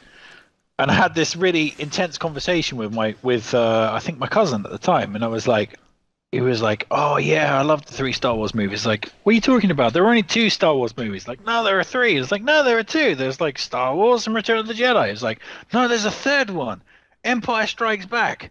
It's the fuck you talking about? That's crazy talk. I love Star Wars, And I seriously, at that time, I really thought he was talking shit and trying to trick me with these little Star Wars movies that I'd missed. And then finally, you missed the best one. Yeah, a couple years later, I watched it and I was like, "Damn, what the fuck?" It's one of the biggest what the fuck moments of my childhood. I can imagine. There's a 3rd Star Wars movie? What the fuck? And now you got 9 and, well, technically 11, I guess. So, holy shit. I don't know. Too many. Too many, yes. What can you do? It's on 10 Cloverfield Lane, because I have none, because I literally didn't know it existed. Much like Empire Strikes Back. Yeah, you should get on that. And I think just getting back to our theme today, it's really portrays the anguish and the fear that comes with being isolated from the outside world and not knowing what to do and not being able to turn to anybody really well. And yeah, like I said, Mary Elizabeth Winstead is our point of view character in this, and she does a great job of portraying those fears. And yeah, it's great. I can't really say any more about it without giving too much stuff away. So it shows that you really have to pick the right people to be isolated with. Oh yeah. If you can pick and choose, do so. That's definitely, that's the lesson here, I guess. But yeah, there's some real awkward moments where they try to like socialize with each other, like the three people being isolated. yeah. And it's all, man, this is awkward. Watching this is probably going to hit home for a lot of people right now, because I don't want to, or I do want to know how many people that just met are now stuck with each other in this situation and find out that they really can't stand each other after all, and how many divorces is Corona going to cause. Holy shit. So yeah, that's interesting. Yes? One of my favorite movies ever. You know, sometimes you get these little nuggets of movies, little nuggets of wisdom. Sorry, from little nuggets of movies. Yeah, KFC style. But no, you get these little nuggets of wisdom that come from films. You know, from quotes and stuff, and things you really latch onto. While watching these films, and things like, you know, really kind of mean something to you as a person. I think one of my favorite films in that respect is the very minor, I think, comedy. Is it a comedy? I don't know if it's a comedy or not, but In Good Company. Have you seen that film? Like the main stars like Topher Grace, and it's also got Scarlett Johansson in it, and Dennis Quaid. No, not Dennis Quaid. No, it is Dennis Quaid. Yeah, I'm thinking of Randy Quaid, his brother, but no, Dennis Quaid is the main. That's a mid-2000 cast if I've ever heard one. Yeah, it's a mid-2000 movie. It also has what's it called? Terrence Stamp in it. Is like the kind of Malcolm McDonald as the bad guy. So totally mid-2000s. But like anyway, there's Topher Grace in the film. He's having some problems with his romance, and he's never really had a stable family life. And he's really looking up to Dennis Quaid, who has an incredibly stable family life. And he's asking him, do you have any advice to give me about relationships or whatever, you know, because I'm having the really hard time in my life. And he gives him one of the best pieces of advice I've ever heard in the movie. He was like, well, what you need to do, like, life is like a foxhole in the Vietnam War. And what you need someone that you trust in the foxhole with you. So you just find the best person to be in the foxhole with you, right? And then when you're in that foxhole with that person, just keep your dick in your pants. All right, sure. Why not? I guess that's good advice. Yeah, but seriously though, go watch In Good Company. That's a fucking incredible film. I love it so much. One of my favorite films of all time. Seriously, no joke. Go watch it. It's brilliant. Speaking of films, who's next? Choo-Choo is next, right? Choo-Choo? All right, sure. I will go next because I'm drunk, and the less drunk I am, the better, so I'll talk early. In fact, you know what? On that point, I'm going to go first for games, just because I don't think I'm going to have the mental faculties in the show. Maybe you should have stuck with one bottle of wine. Just say. No, COVID-19. Fuck it in the ass. I'm drinking 2 per night. That's how I get through this shit. I mean, that's how anybody gets through a meeting with Bracken Human Metal and survives in one piece. Frankly, the more alcohol, the better. Can't argue with that. Yeah, I just said the battle. Which is like... It is a battle. No, the battle, which is kind of like better and bottle together. Because I was thinking of a bottle of wines and better, battle. I've created my own verb. Is that a verb? Probably. No, that's an adjective. See? I'm so drunk I've even lost my main career points, which is in the English language. But I'm going to talk about one of the greatest films to do with isolation, which is Moon. So I love Moon. One guy stuck alone on the moon for... I've forgotten how long is it. Is it 3 years or is it 1 year? Sure. At least he's in good company, right? Mm-hmm. Yeah, he's in very good company. Yeah, very relatable company. They have a lot in common. Yes, indeed. Well, yeah, for sure. So the moon, basically, this one guy, and I think he's on the moon for 3 years. It might be less than 3 years. It might be 1 year. To be honest, I have totally forgotten because I'm drunk. But he's on the moon for a long time anyway, by himself. And basically, he starts to hallucinate as you would, I'm sure, if you were completely isolated by yourself, alone, trying to divide his time between hobbies of making models and taking care of plants. And for example, he speaks to plants because of his self-isolation and the fact that, it's as we're all learning, because we've all spent like 2 or 3 weeks or even a month, depending on which country you're in, isolated. It's not easy, and this dude's been up there for like 1 year, 2 years, 3 years. Forgotten the plot line of the film, but what the fuck are you talking about? What the hell is going on in your mind right now? That's what I was thinking. I'm making sense. Yeah, are you? I think so. I'm making about as much sense as the guy in Moon makes. I've just been isolated too long, Brack. I'm losing my fucking mind. Which is exactly what the guy in Moon... He's about to go home. He's in there for, I'm not sure how long, for like 3 years. He's about to go home until he finds out he is... Oh, Brack, you spoiled the thing. You spoiled the point. Until suddenly he finds himself confronted with himself. Right? He finds himself almost dead in a moonlander or whatever the fuck. And then, yes, eventually, thanks. Spoiler alert for Moon, by the way. Well, you can bleep me out if you want to. You can just like bleep. He's not going to make that effort. Brack, if you think I'm going to spend my time bleeping you out, like, frankly, I'd bleep you out for 90% of the episode. Should I search for it and just do it myself? Yeah. No. Okay. Oh, wait, I mean, you can if you want to. If you have that suicide wish, metal, you can die by increments by doing that. Bleep and Brack out every time he's stupid, which is 98% of the time. I'm just going to make that use of one time where he's stupid. So, talking about movies with sequels that aren't real sequels. Wait. Is there a sequel to Moon? It has like a Mute is a sequel to Moon. Sort of. True, it's the same director. World. In the same world, there's like a Moon Easter egg in Mute, like a very obvious one. Okay, that's cool. Because I about to say I watched like the first 20 minutes of Mute and I was just done because it was naff. Oh, yeah, but, it's bad. That's what I'm saying. That's why I'm comparing it to like the Cloverfield stuff, where like there's some sequels, but are they really sequels? But it's more like an Easter egg, So that's what happens in Mute, which is a bad movie. But Moon is not a bad movie. Moon is fantastic.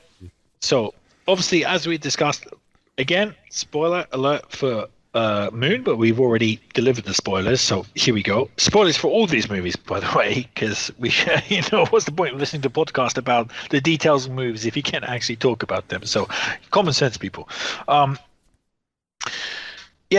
Moon is absolutely fantastic. Obviously, this guy has to deal with the fact that, he's a clone, or maybe he isn't a clone. Maybe he's the original guy. Maybe he isn't a clone. Both of these people have to deal with that fact. Obviously, the second guy to arrive, who finds the original guy damaged in the lander, he is a clone. He knows he's a clone. And I love the fact that in the Moon, the conversation, they never really discuss what's happening. They leave it down to the audience to arrive at that conclusion by themselves, And then the way it comes up within the plot line is very natural. Like one of the characters just says, oh, do I have a problem? Yeah, of course I have a problem. I'm not talking to a clone. Whereas you have already arrived at that conclusion. There's no debate about it. One of them just comes to that conclusion. It goes like, I'm not talking to a clone. You're the fucking clone. You were here after me. You're the clone, if anybody's a clone. Do you know what I mean? Like, they have that type of conversation, and that's how it's introduced. I think that's brilliant, because you, as the audience, you are thinking about that. Like, what could possibly be happening here? And you've already arrived at the point that, yeah, these guys are clones of some kind. And then they introduce it just in natural conversation, not an exposition, just in natural conversation, an argument between them. Like, I really enjoyed that. I really enjoyed the respect that movie gives you to let you make up your own mind what's happening before they suddenly just drop it on you. Like, that's fantastic. And there are so many fantastic scenes in that. I reeled them off right now. One of the most fantastic scenes in Moon, and major spoilers alert for Moon, the robot Gertie in the film is like this movies have taught us that robots, AIs, are bad, and throughout the entire film, pretty much, or at least the early parts of the film, you are convinced that Gertie is going to be this evil kind of robot overlord, whatever, manipulating stuff. But spoiler alert, he that robot is just the nicest robot to ever exist in any film ever, and goes out of its way to help the human occupants of that moon station. And there's just some really heartbreaking scenes. The best ever emoji scene in any film you'll ever see ever in your life, where it switches to the sad emoji. It's absolutely heartbreaking. I mean, whoever knew a fucking sad emoji could be heartbreaking? But it is in that film, for sure. The scene where it actually tells him officially that, yes, he is a clone, is one of the most heartbreaking scenes in science fiction history. It's just intense. And also the scene where like he's trying to find the deleted password thing, and he's looking for the password, he's trying to hack the password thing, and then the robot comes up behind him with the arm, and you think like, oh god, here comes the arm. Like you think there's Gertie's gonna injure the character somehow, but instead just like types out the password on his keyboard or whatever. It's just like so heartwarming. It just makes you want to just burst into tears. It's just so beautiful. The last beautiful thing that Kevin Spacey will ever do, probably, in his life. But yeah, it's just a really fantastic film full of emotional moments, and it's rare to see a science fiction film, set in space, or set, you know, on an alien planet. In this case, the moon, which isn't really an alien planet, so please excuse that. But like, do you know what I mean? Set the science fiction location that is intensely emotional. I mean, seriously, can you think of like a more intense, emotional science fiction film than Moon? No, not off the top of my head anyway. Ad Astra. Yeah, sure. Not Ad Astra. I mean, it tries to be. Ad Astra, no. Absolutely not. That's crap. It's great. Ad Astra rules. No. It does. It tries to be emotional, but I know you guys dislike it, and I don't want to go in all the discussion about the side movie, but I like Ad Astra, so. Okay. More than Moon? You're out of your fucking mind. I like it about as much as Moon. You're saying, can you think of another? I'm not saying think of a better. I think of another. Okay, all right. Yeah. Okay. Arrival definitely better. Semantics. You and I totally disagree about Ad Astra, though. When I watched Ad Astra, it didn't get me at all in the emotional connection point. I just didn't like that film at all. But however, Arrival, I will give you that. You certainly got me pegged on that one. That's not set in an alien environment, so to speak. Though the moon is still, even though it's off the Earth, kind of, it's still an alien environment, because it's like, you know, it's not Earth. So, you know, just like a space station would be an alien environment. It's still. If someone had brought up like Solaris or something like that was like based on that, I'd accept that. So, is Solaris super emotional? For me, but that's. I guess. But I thought Solaris is like Interstellar for me as well. Interstellar, yeah, that's a good one, but I don't. There are think a lot that's of emotional science fiction movies. I'm just saying. Yeah, it's not but like I mean, yeah, but I don't. I disagree with you, Brack. See, in the granny right now, we're picking out like really the intense cherries, like Arrival, Interstellar, Solaris, in my opinion. You know, Ad Astra, in Brack's opinion, which is fucking wrong, and like a couple of other movies maybe that we might be missing. I guess Contact in a way is kind of emotional, but I think really true human drama that affects you to your core is extremely rare in science fiction films. Yet Moon has it completely. I mean, if you don't cry at least once, if you don't cry during the phone call he makes back to his family, you know, like when he gets the opportunity, if you don't cry during that scene, there's something wrong with you, like as a human being. Do you know what I mean? It's just like, that is, when he says those words, you know, I want to go home. If you don't feel that in your bones, do you know what I mean? There's something like missing there. You're a psychopath. You should go out and just kill rabbit. You know what I mean? Harsh, but I agree, kinda. So. But hey, any opinions on Moon? I've talked about it enough. Any opinions of you guys before we move on to Human Metals? No, to Brex. I already did my run. I love Moon. I think it's fantastic. It's everything you said. It's great character drama. It's got a neat twist that we gave away. But even with knowing the twist, I think it works because, like you said, the drama, the humanity in it, it just feels all very real, all very relatable, and it's incredibly well acted. Is it really that much of a twist though? Because I feel like it's most of the movie is about those two characters together, right? It's an early twist, but you're not filled in on that right from the get-go. Oh, and thankfully for once, like the general promotion. My opinion, my understanding of the movie going in was like, this guy is on the moon for X amount of time. Let's see what happens to him. He's completely isolated. Like they were really good at covering up the spoilers. So when I watched the film, I had no fucking clue that the whole clone thing was coming. Not a clue. And by the way, in my defense, when it comes to spoilers, I did yell spoilers at least 3 or 4 times in very loud fashion. So if you after Breck gave it away, so I'm gonna bleep out the first. He likes Snowpiercer. He has no right to have an opinion about anything. So I'm going to bleep out the first one, and then your spoiler warnings come, and then people can decide if they're going to keep listening. For liking a very popular science fiction movie from a best Oscar winning director. That's so true. Weird. What a weirdo. An Oscar-winning director for a film that is much, much, much, much, much better than Snowpiercer. And I agree. I agree it's much better than Snowpiercer, but it doesn't make Snowpiercer bad. That's all I'm saying. I think you two have to reconcile. I think you two have to do a Snowpiercer episode where just talk about that movie for 60 minutes. You know what? When the Snowpiercer TV show comes out, we can do a Snowpiercer episode. You know what?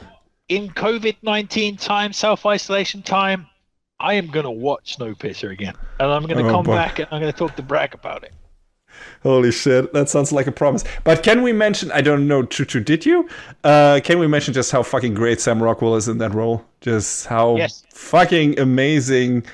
I usually had him like pegged for more funny or twisted roles before this, but I didn't know he could be such a great, I don't know, relatable, sympathetic character actor.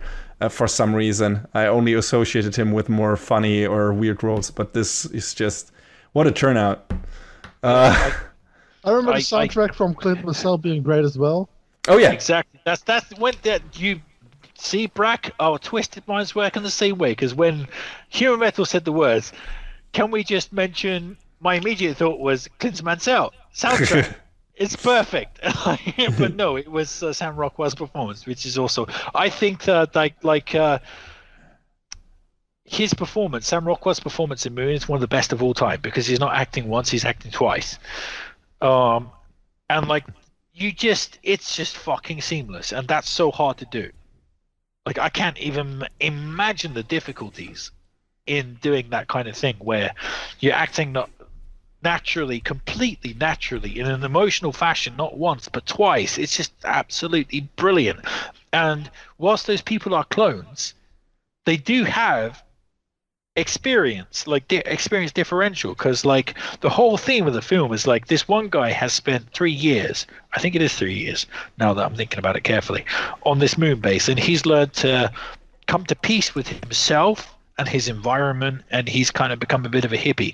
Whereas the other guy, the later guy who gets woken up, he's still in that rigid militaristic format. And he's much more violent and much more aggressive than the other guy who's learned to basically chill out and peace out. So they are different people, even though they are the same person, they are different people, which represents the growth, that kind of like... Because I think the general thing is this guy was really uptight. He had problems with his wife, and then gradually he grew to be a much more peaceful person. And he grew kind of like he had sort of some kind of growth with his wife and some kind of progress. And then, of course, the second guy, he's just reset on that. So I think that's really interesting performance. A guy playing the same character, but 2 different points in their life. I think it's an absolutely majestic performance and completely portrayed absolutely like with pinpoint precision by Sam Rockwell, who just does an amazing job. Why he did not get an Oscar, wasn't popular, is beyond my understanding, but just fantastic stuff. Yep, agreed. Bragg, anything more to add? I think Sam Rockwell was great in it. Like, I like him as an actor. He's funny in it as well, even though it's not a comedic performance, but he's just naturally like a charming, funny person. And yeah, he's great. He's better in this than all the movies where he plays Nazis. So yeah. Wait, wasn't he great in Jojo Rabbit too? No, it's all right. I don't like. Okay. I didn't like Jojo Rabbit all that much. Okay, well, I haven't seen it yet, but you yeah. know what? I love Sam Rockwell, but like Sam Rockwell is one of those weird actors. Like, it's rare to find something like he's actually either in or good in. Like, oh, he's good in it, but he's not always in good. Yeah, that's what I meant. Not in good movies. Yeah, the two things. Like, I love Sam Rockwell, but mostly I love him for two films: The Assassination of Jesse James and Moon. That's like literally it. Yeah, like I said before, Moon, he wasn't on my radar as being like a surprisingly good actor or something like that. So there you go. Can always be surprised by people. I remember liking him in that movie Heist also with Gene Hackman, and that's a good going off point to another Gene Hackman movie. Galaxy Quest. He's also great in Galaxy Quest for sure. Yeah. Galaxy Quest rules. Another emotional science fiction movie. That movie rules now. No, the movie I picked is also about what's the worst place to be isolated. That's in a nuclear missile sub with Gene Hackman. A nuclear missile sub in Germany, even worse. I watched that sub movie, the German sub movie, and it's terrifying. No, the movie I picked is Crimson Tide. Technically, that wasn't a nuclear sub, though, Brack. No, it's not a nuclear sub. It's just a sub.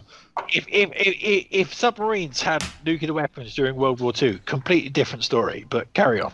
Yeah, then it would be Wolfenstein. I know, I get it.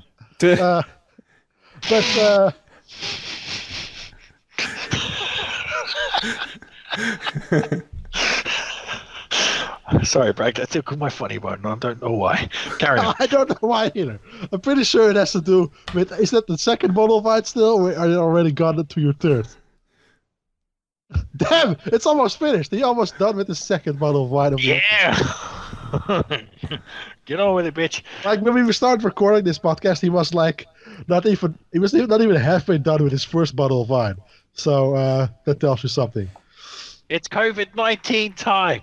Everybody needs to drink at least 2 bottles of wine per day, or they don't survive. That's what the WHO is saying to us, according to Trump. Listen back in the next few weeks when we do the intervention episode. But for now, let's go back talking about movies. And the movie I picked is Crimson Tide. Tony Scott movie starring Denzel Washington and Gene Hackman at odds with each other. And it's a movie about the nuclear missile sub. Wait. Got to add Quentin Tarantino into that. Partially written by Quentin Tarantino. Yeah, let's talk about the script later. Let's talk about what the movie is about first. It's about a missile sub that's going on the tour, and they get a message that they have to send the nukes, and then they get a second message, but right before they have the time to actually receive that second message, they get attacked by another sub, and then they're cut off. And it's the most of the movie is about Denzel, who wants them to actually wait with sending the nukes so they can actually read the second message, and Gene Hackman, who is following command, which says send nukes, and he wants to send the nuke. So it's that these two characters are at odds with each other, and it's Denzel, who is the smart new guy, and there's Gene Hackman, who is the old not that asshole. Asshole, but he's not that booklet, but he has a lot of experience, right? So it's these two people at odds with each other, and they're both in their own way completely believe that they're right in what they're doing, and they also sort of on paper are both right. And understandably. what Chuchu is saying is right. Like the story itself is really it's good, but there's like a lot of like good dialogue in there, and a part of that is actually written by Tarantino. That's right. There's for example, like Denzel Washington. I won't expect Denzel Washington in real life to know who or what the Silver Surfer is, but there is like some dialogue in there that shows that like Denzel is like a more thoughtful, like understanding, like captain type character. And there was like a fight, and it shows like how if you're isolated, like fights can just start about like nothing, right? Like actual physical fights can be like about literally nothing. And these big guys had like a physical fight about who made the best, draws the best Silver Surfer, if it's Kirby or Mobius, right? And they have like a to the death fight about that, which is kind of hilarious. I don't even remember that. That sounds amazing. Oh yeah, yes, it's great. That's definitely some punch-up dialogue by Tarantino in there, and that's one of those examples. I think like the three most memorable and interesting conversations I think have Tarantino stamped all over them, like literally all over them. And those are like the scene where the Kirby Silver Surfer scene, like where they're talking about comic books, but also the scene where they're talking about dropping nuclear bombs on Japan. That has Quentin Tarantino written all over it, like and literally. In the same scene, they're talking about the Lippin stallions and stuff, like the Spanish horses, and about the fallout from the Japanese nuclear bomb. Like a simple "yes, sir," drop that fucker twice. Like that's pure Quentin Tarantino. Yeah, and I'm not sure like what. Because like this is one of those movies where the main writer isn't all that great. He's like went on to write like Call of Duty games, right? That's what he done after Crimson Tide. But the people that do the punch-up writing are like Tarantino, and the other one is Robert Town, who is like the guy behind like he wrote like Chinatown, for example.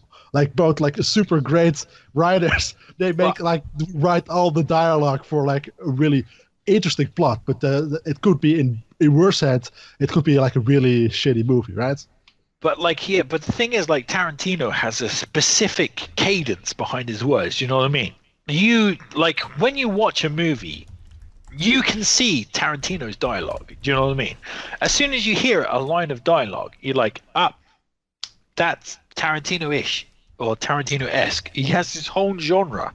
And the thing is, Crimson Tide, there are definite moments which are absolutely unequivocally written by Quentin Tarantino. Like I say, that whole like, yes sir, drop that fucker twice, like that whole scene, and when he's talking about the Lippin stallions and they're talking about the horses in Spain or whatever, that's Tarantino. That is basically his model, unless some other writer was trying to replicate Tarantino's style. Highly unlikely. That is Tarantino himself. And not only that whole Lippin Stallion thing feeds into the climax of the film as well. The whole like racial tension thing about horses being born black. Being born white, about that, but becoming black. And the funny thing about that entire like they have like this talk about like horses from like a specific area in the world, right? And like Chick Hackman is trying to get on Denzel's nerves, right? He's trying to like bait him almost into getting angry, but like Denzel like answers with like, "Oh no, I knew that, but they're all born black," and like this, like, and he's talking about how, but they're both wrong, by the way. Like, that's the funny thing about it. Like, they're both like completely wrong about what they're saying. Like, the horses don't come from that area, and there are like horses of different colors from the same race or whatever. But they're both like trying to like bait each other with like a dialogue about something they don't know shit about. And it's kind of like a funny thing about the movie, because like they're both like trying to outact each other. Even like they try to like be more masculine than the other, right? Like they try to like get like. Sorry. I mean, yes and no. But I mean, talking from a character point, obviously Denzel Washington is absolutely not as masculine as. That's kind of the point, isn't it? It's like a peaceful, conservative person who wants peace versus a really. But they all want peace. That's masculine fucking. There's no like. When at the end they get the message and like they realize they don't have to send a nuke, everybody cheers, right? There's nobody who's like, stuck Well, it. I wanted to send that nuke, right? No, everybody, but we're both want peace, but they disagree about like following orders and what is the right thing to do in that situation. no, I think I think you and I have fundamental difference of opinion on that on that movie. Like Gene Hackman, he's all about following orders, and he's all about patriotism, and he's all about like protecting America. And if preemptive action protects America, then that's what he has to do to protect his country. So there's this kind of like this insane like patriotism where you would put the good of your country whatever beyond above the protection of potential war and the sacrifice of innocent civilians versus a person who's more measured and is like, no, wait, we need to protect the civilian population here. We need to be sure before we do this. And the other guy's like, no, we follow orders. Our last orders were this. But the whole thing is like patriotism versus like more sort of like, I wouldn't say pragmatic, but more softer. You know what I'm saying? More like peace style. Like, hey, I'm drunk. My words are failing me. I'm sure there is a vocabulary in the English language that completely says what I'm trying to say, but I don't know. But basically, you have this warmonger who's basically saying, like, the way we protect America is by preemptively striking. That's how we do it. We destroy our enemies. And don't worry about that because America is all that matters. And the other guy's like, no, that's not all what matters. Like avoiding war is what matters. Protecting humanity as a whole, that's what matters. That's why we must make sure that we're doing the right thing. Like, so there is a political element of like that. And I don't think it's a whole situation of like one guy's for peace. Everybody's for peace in that movie because I think it's more about not about. I don't think it's like one of them is like really wanting to war. It's about following the orders, right? He believes he believes in the chain of command to like a complete absolution. Yes. Not only that though, like the scene at the dinner table though, Brack, he does believe in absolute patriotism to the United States. That's his belief, and that's what rankles Denzel Washington at that dinner table. I mean, I'm gonna put my chips on the table. I love Crimson Tide. I've watched it like a million times. Obviously not a million times, but I've watched it many, many times, and including just recently. I fucking love that film. It's one of my favorite films of all time, to be fair. So probably I know it just as well as Brack, and probably maybe even slightly a bit more. But like it's one of the formative movies of my youth. But I think that it isn't just about following orders. It's about patriotism and the disease of like following patriotism to its natural conclusion. Do you know what I mean? Like if he was just worried about orders, he would have got new orders. But he's not just worried about that. He's worried about patriotism. He's worried about his country. He's following this ideal that America should be protected at any cost. Like I think that's the thing of that movie, like in my opinion. But carry on. And I disagree with that opinion. I think it's more because I don't think Denzel Washington's character is not patriotic. It's about people. It's more about the guy, one person completely thinking for himself and thinking what's the best to do in that situation, and one guy completely focused on following orders to like the ultimate extent. But in the end, they're both right and wrong. That's the interesting part about it. Like this is the reason why there's so many discussions about the movie and about like what happened in it. But it's just a very fascinating and really tense movie, and it's always like interesting to see like two great actors, like two giant actors. You got Denzel and Gene Hackman going at it with each other. Like they're really, and that's like the best part of the movie. So it's like when these guys are in like super long, like tense discussions, and super like they're not fighting each other, but they're like really close to coming to fight each other. Like it's really super tense and very interesting. And it's like like a few years later, for example, you have like Gene Hackman also Tony Scott movie with Will Smith, and you can notice that Will Smith can't keep up with Gene Hackman in that movie, right? But in this one, you got Denzel and Gene Hackman, and they're completely at odds with each other, and they're completely like perfectly matched. So in that way, it's like extremely like tense like fight of wits and thoughts between these characters, and it's just like fascinating. Yes, I absolutely agree with you. Just on a critical level, as a movie, it's absolutely fantastic. It's dramatic. It has brilliant acting, and like as you say, just when those actors are colliding, it's like there are crackles of electricity behind them, and it's especially in the climactic scene of the film, which I'm not going to spoil, even though we've said spoiler alerts and whatever. But still, Please don't. When you're fucking on your edge of your seat, like in that final kind of conversation they have between them, there's just they're speaking very calmly to one another. Oh, actually not so calmly at points, but they're having this conversation, but there's just electricity jetting between them, and you're just fucking you know what I mean? You're right on the edge of the seat, hanging off every single fucking word they say. It's perfect. It's brilliant. It's one of the most perfect conclusions, one of the most perfect conversations I've ever seen between a person that you're rooting for and a person that you're rooting against. It's absolutely magnificent. I can't recommend Crimson Tide enough.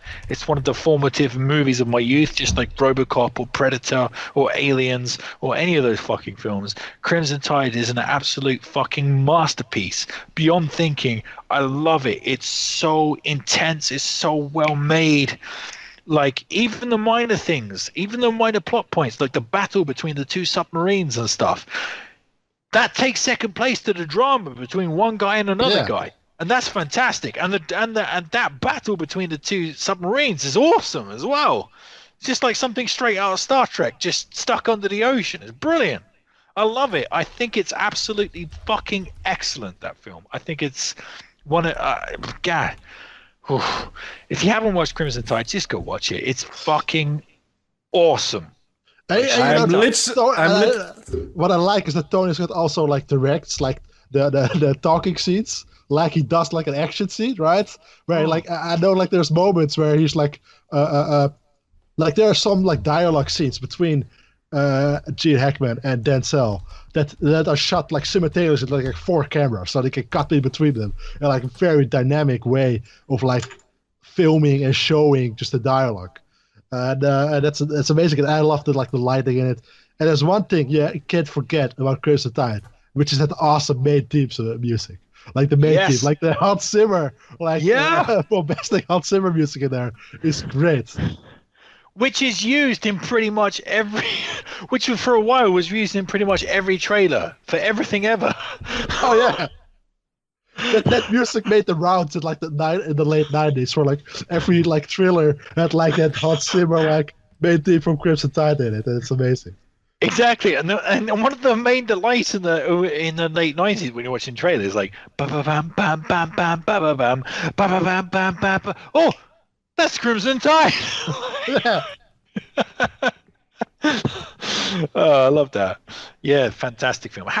Human Metal. You interjected something which really garbled. But what were you saying? You haven't seen Crimson Tide?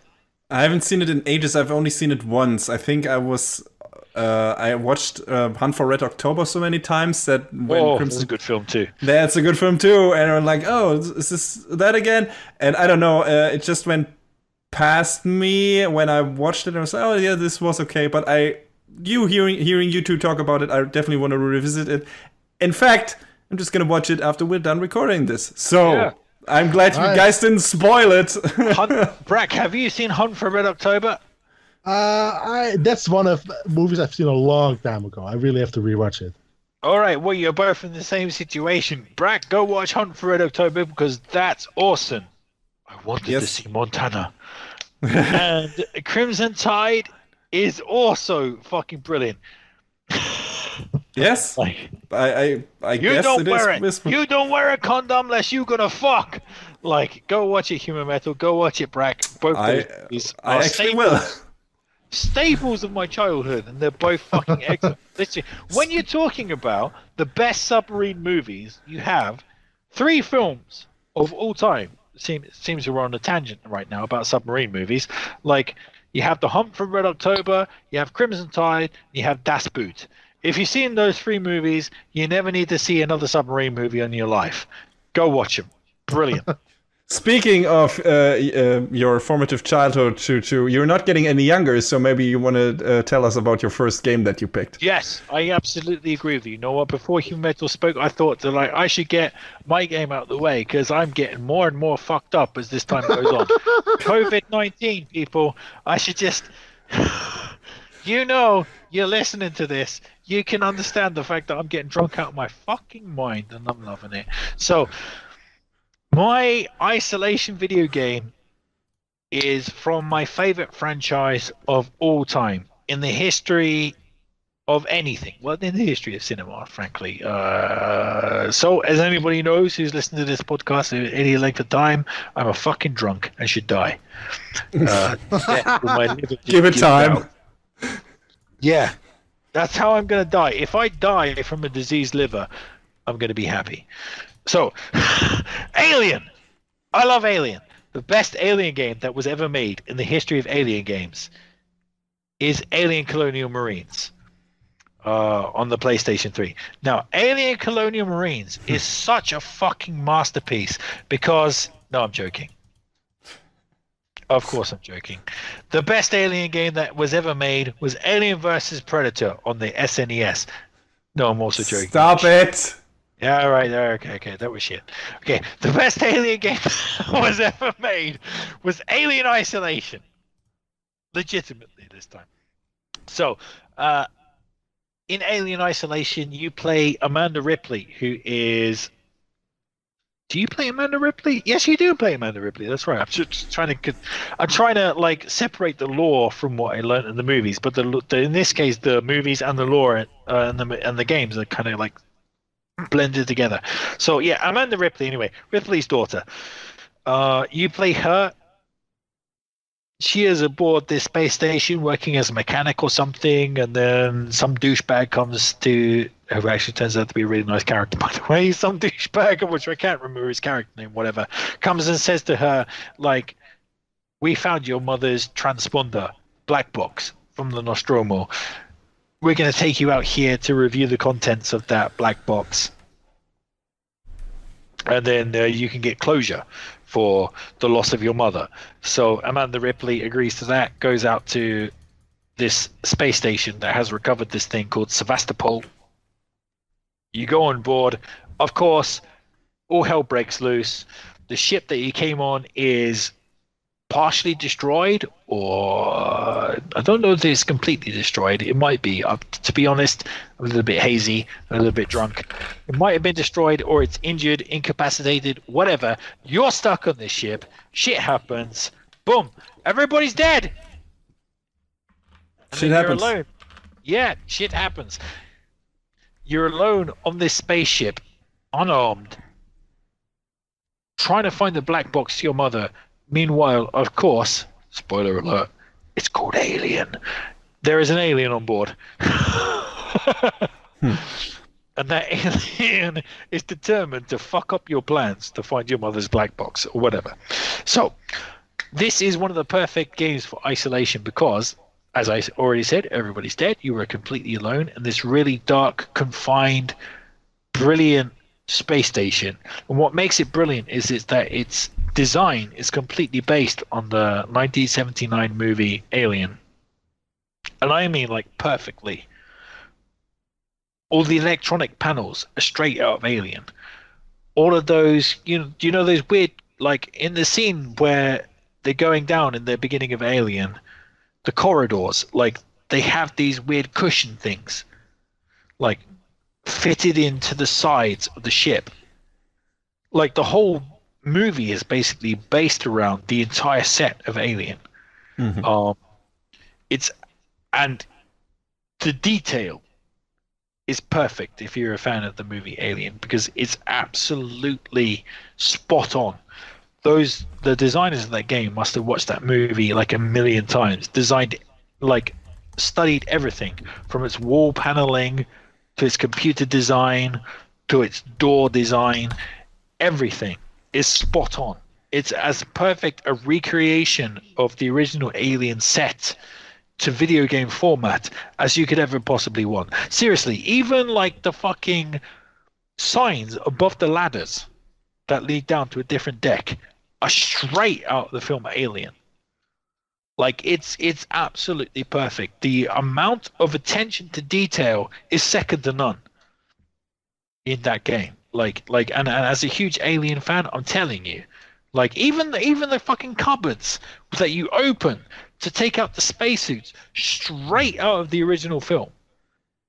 It's fan service to like a massive degree in Alien Isolation. And that's one thing that makes it great for an Alien fan. But however, that feeling of isolation that you're completely alone is paramount in that game. I don't think I've ever felt quite as alone as in any video game ever as I've ever felt in Alien Isolation, where you're just creeping through the level or creeping through this station of Sevastopol, which feels like a living, breathing space station. It doesn't just feel like a video game world that you're going through. Each section of Sevastopol has a specific, reason to exist. You're going through the engineering section. Okay, I know why that exists, because that's engineering. The command deck, okay, that's the command deck. You know why that exists. The shopping section, okay, there are a lot of people in this station. I know why that exists. The living quarters, okay, obviously people need to live here. Everything in that station has a reason to exist. It's not just like you're going from corridor to corridor for this reason and this reason, and these are just random places. Everything on that space station has a reason to be there. And because of that situation, it just feels like really intensely realistic and absorbing and immersive. You just really feel like you're on this abandoned space station, going through it naturally, in a natural way, with this terror that's always kind of sometimes there, not always there, but often there, stalking you. Stalking anybody that's alive, because, random people die in that game as well from the alien. It's not just you, and it just feels like an isolation terror. And the thing is, when you meet another character in the game, which is sparse, you always got that feeling in your soul. This character, that this guy's going to die. That typical alien feeling. Like at some point, like I hope he doesn't die, but this character is on thin ice. And well. Spoiler alert, 80%, like 95% of the time, they do die in some horrible way related to the alien. And also in fantastic cinematic style. Or, I think like massive spoiler alert for Alien Isolation, one of the best deaths in the game is like the doctor guy who you're talking to. And he's going to die, but then you're talking to him through a medical bay window, and then you're getting important mission information from him. Then the door behind him opens, and the alien comes out behind him, and you're just like, ah! And you can imagine where that goes. But you're clicking through one of these medical windows or whatever, and it's just like one of the most perfect moments. So like you can get a more perfect alien moment than that. It's just absolutely perfect. Like a moment where they really put you in the boots of a character in the Alien franchise, helplessly being like, ah! Ah! It's just absolutely perfect. And the game is scary because the whole game is one big massive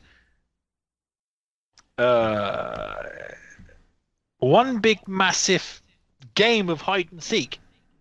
The whole difference is, if you're found, you die.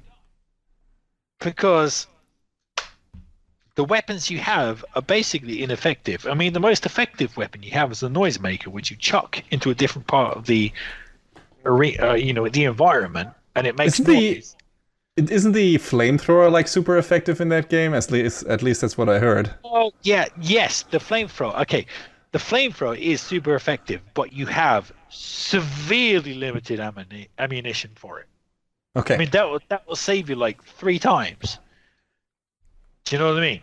Yes. That is the absolute last resort. If you are literally about to die, the alien is fucking on you, like it's gonna put its like inner jaw through your head. Then you give it one blast of the flamethrower, but you've got like 3 blasts to a canister, and you've got like 2 canisters, so that's 6 blasts maximum. And when the alien drops on you, that's the thing.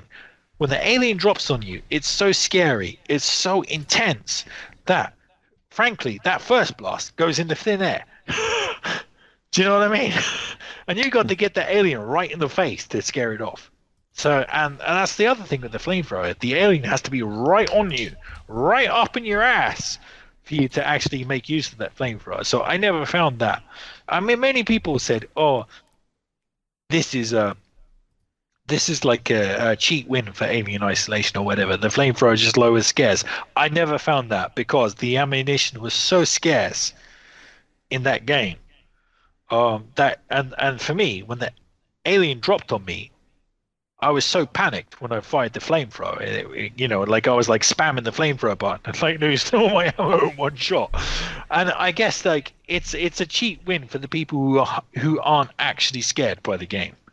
You know, if you're scared by the game like me, who spend like 5 minutes in a locker because you're afraid to get out, like that will actually make a difference. And it doesn't matter how much flamethrower ammo you have, which is still going to be scarce. It's still going to be incredibly frightening. I mean, as the game goes on, you do manage to kind of get control of your fright levels. You know, when the alien drops out, you know, and it's down. At the beginning of the game, that's terrifying. And you want to spend like 20 minutes in the locker because you're terrified to get out or whatever. You know, but at some point Just in the game, like high school. Oh. Exactly, just like high school. It's a goddamn true story. Like, but in the later parts of the game, you've gotten used to the alien dropping out of the vents. You know, and when the alien's prowling around at a certain distance, you know, you can manage that fear. And you're like, okay, if I sneak around this pool table now and head off in this direction, it's going to be okay. However, those moments the alien is on you, it doesn't matter what point in the game you are, your ass puckers. And the fear comes back. Especially because of the save points in that game are so far spread apart that if you die, it legitimately has an effect. It's like, if I die here, I'm looking at 20 to 30 minutes of gameplay progress lost. So it actually matters if you die or not in Alien Isolation, and you will die like a lot in that game. It's like the Dark Souls of stealth games. So there you go. That's why Alien Isolation is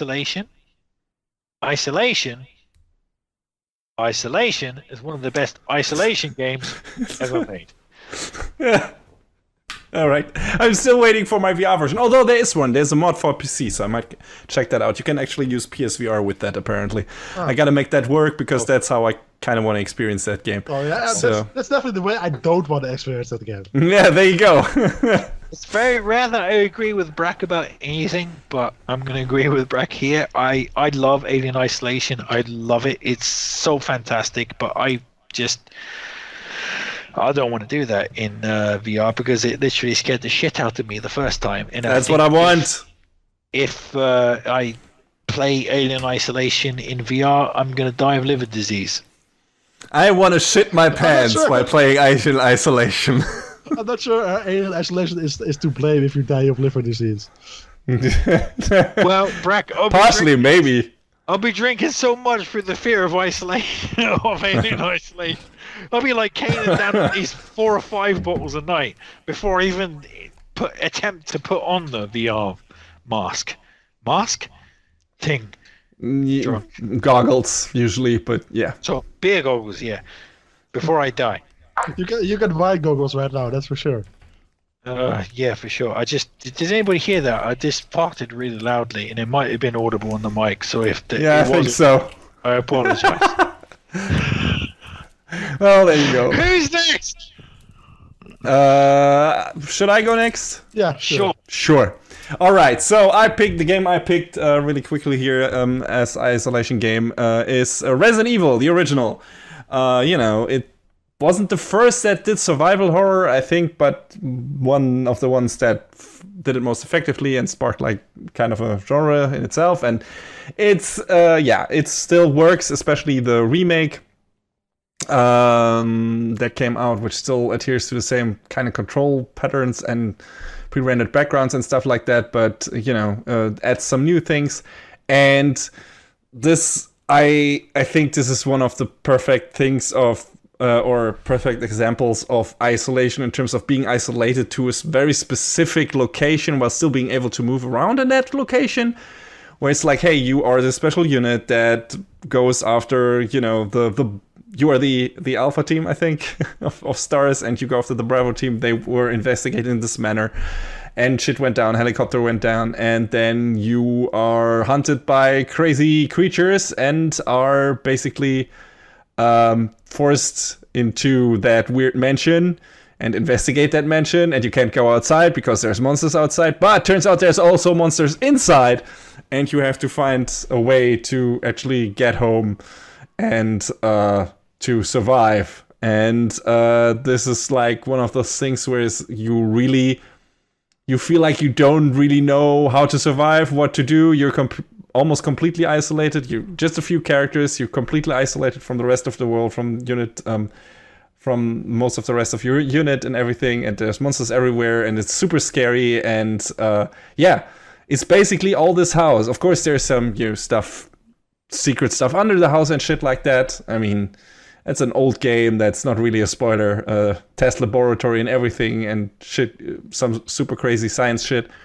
But it's still like it's this kind of location. They went away from that in later games, and I still think that's one of the strengths of Resident Evil in itself, where, when it's reduced to this one location, and they do the most with that, like in Resident Evil 1 and 2, and in 7 now as well, I think. Oh, that's gonna go wrong.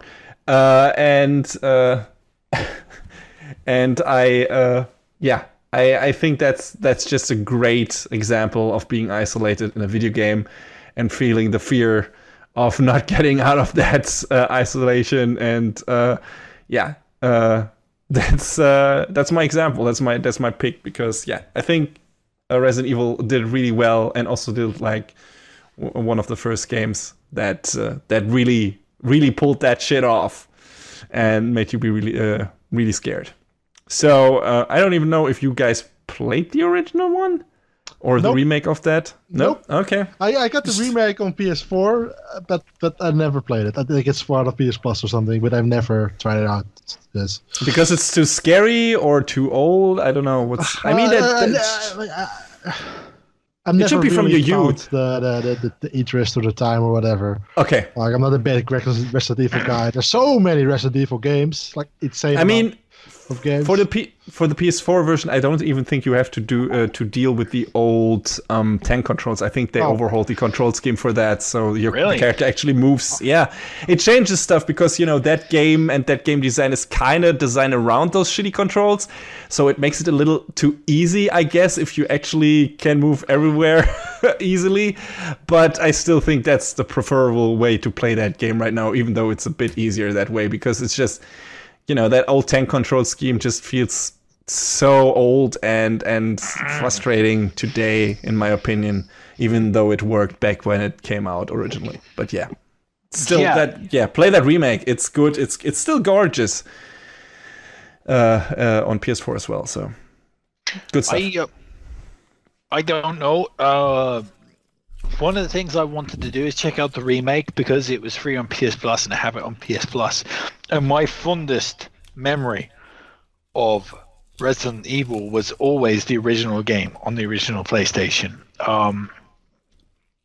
Of course, now, with all the history of video games, it really gets... Well, no, I don't think it does get lost, just how influential and amazing that the original game was when it first came out. But I think we can all see its influence, Sure. I mean, there's still Resident Evil games being made today. So, Yeah. in itself... A lot of them. Yes. and the recent ones were good. So, but you know what I mean? Like the people like Brack, like they can understand the influence of Resident Evil games, but they can't really understand the influence of like Resident Evil games. You know what I mean? They can't, like people like that, like people like Brack, they can't really understand like how amazing Ocarina of Time was at the point when it came out. You know, only kids in the 90s will understand how amazing Resident Evil was when it came out. That moment when you sat down and you had never. People in the modern people can't understand how influential those cave paintings really were. Like, you know what I'm talking about? Well, exactly. That's exactly it. You hit the nail on the head, son. You just. You know, you can play Resident Evil and say, oh man, these fucking tank controls, I mean, these fucking graphics, like, what the fuck were they thinking? But you don't know, because you weren't there. When we played Resident Evil for the first time, Bragg, Human Metal and I, we had never seen anything like that in our entire lives before. There was nothing that could prepare you for that. That scene in the early Resident Evil game where the dogs crashed through the windows of that corridor created instantaneously the biggest jump scare there was ever in video game history. Shumeto's looking at me like he doesn't know what I'm talking about. But No, I know, and I agree with you. You're just old manning again. That's the thing. I am old manning again.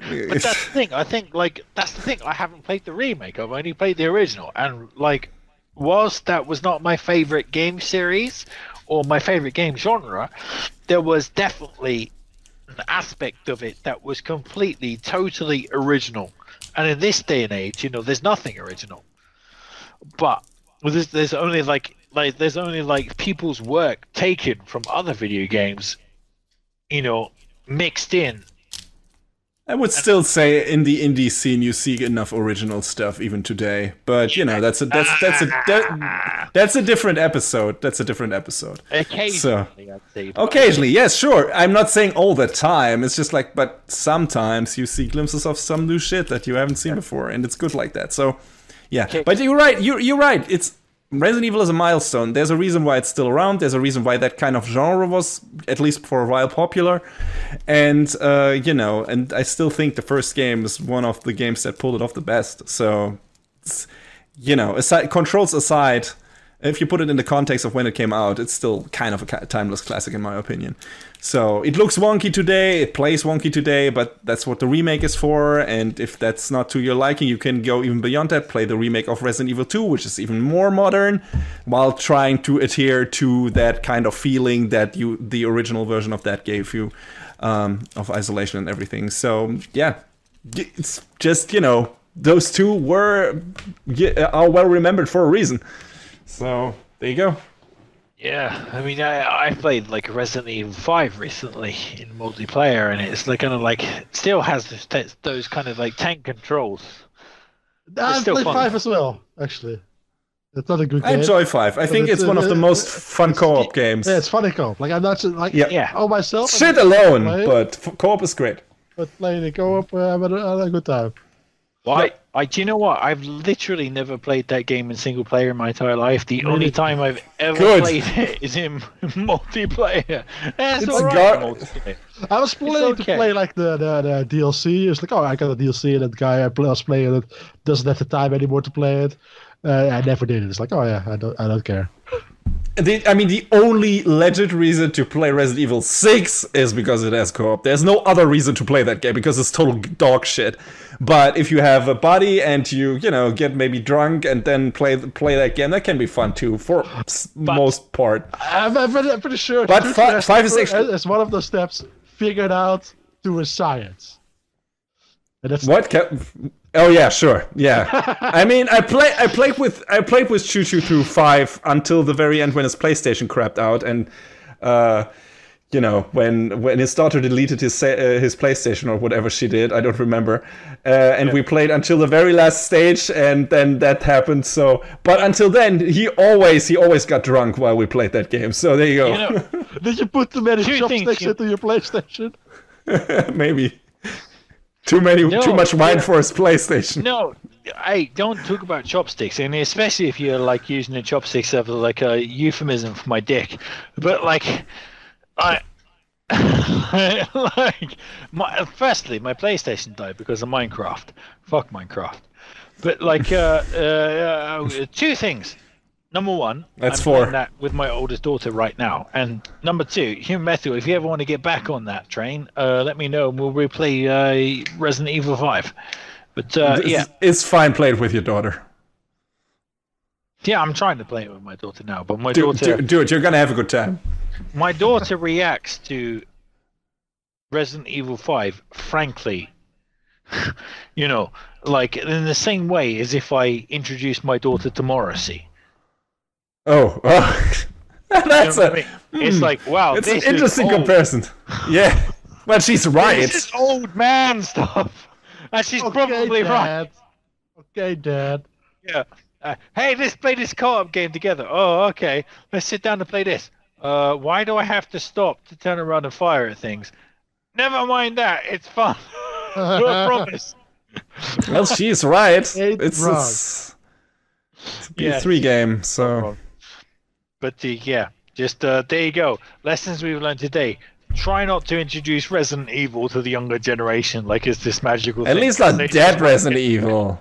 Let her play Remake 2 or something like that. Yeah. That's more new. Let her play that VR Resident Evil and talk.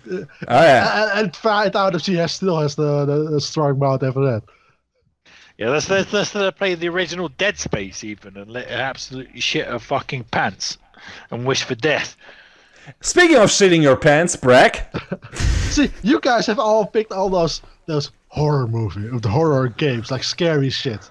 And Isolation can be quite relaxing as well sometimes. So the game I picked is Firewatch.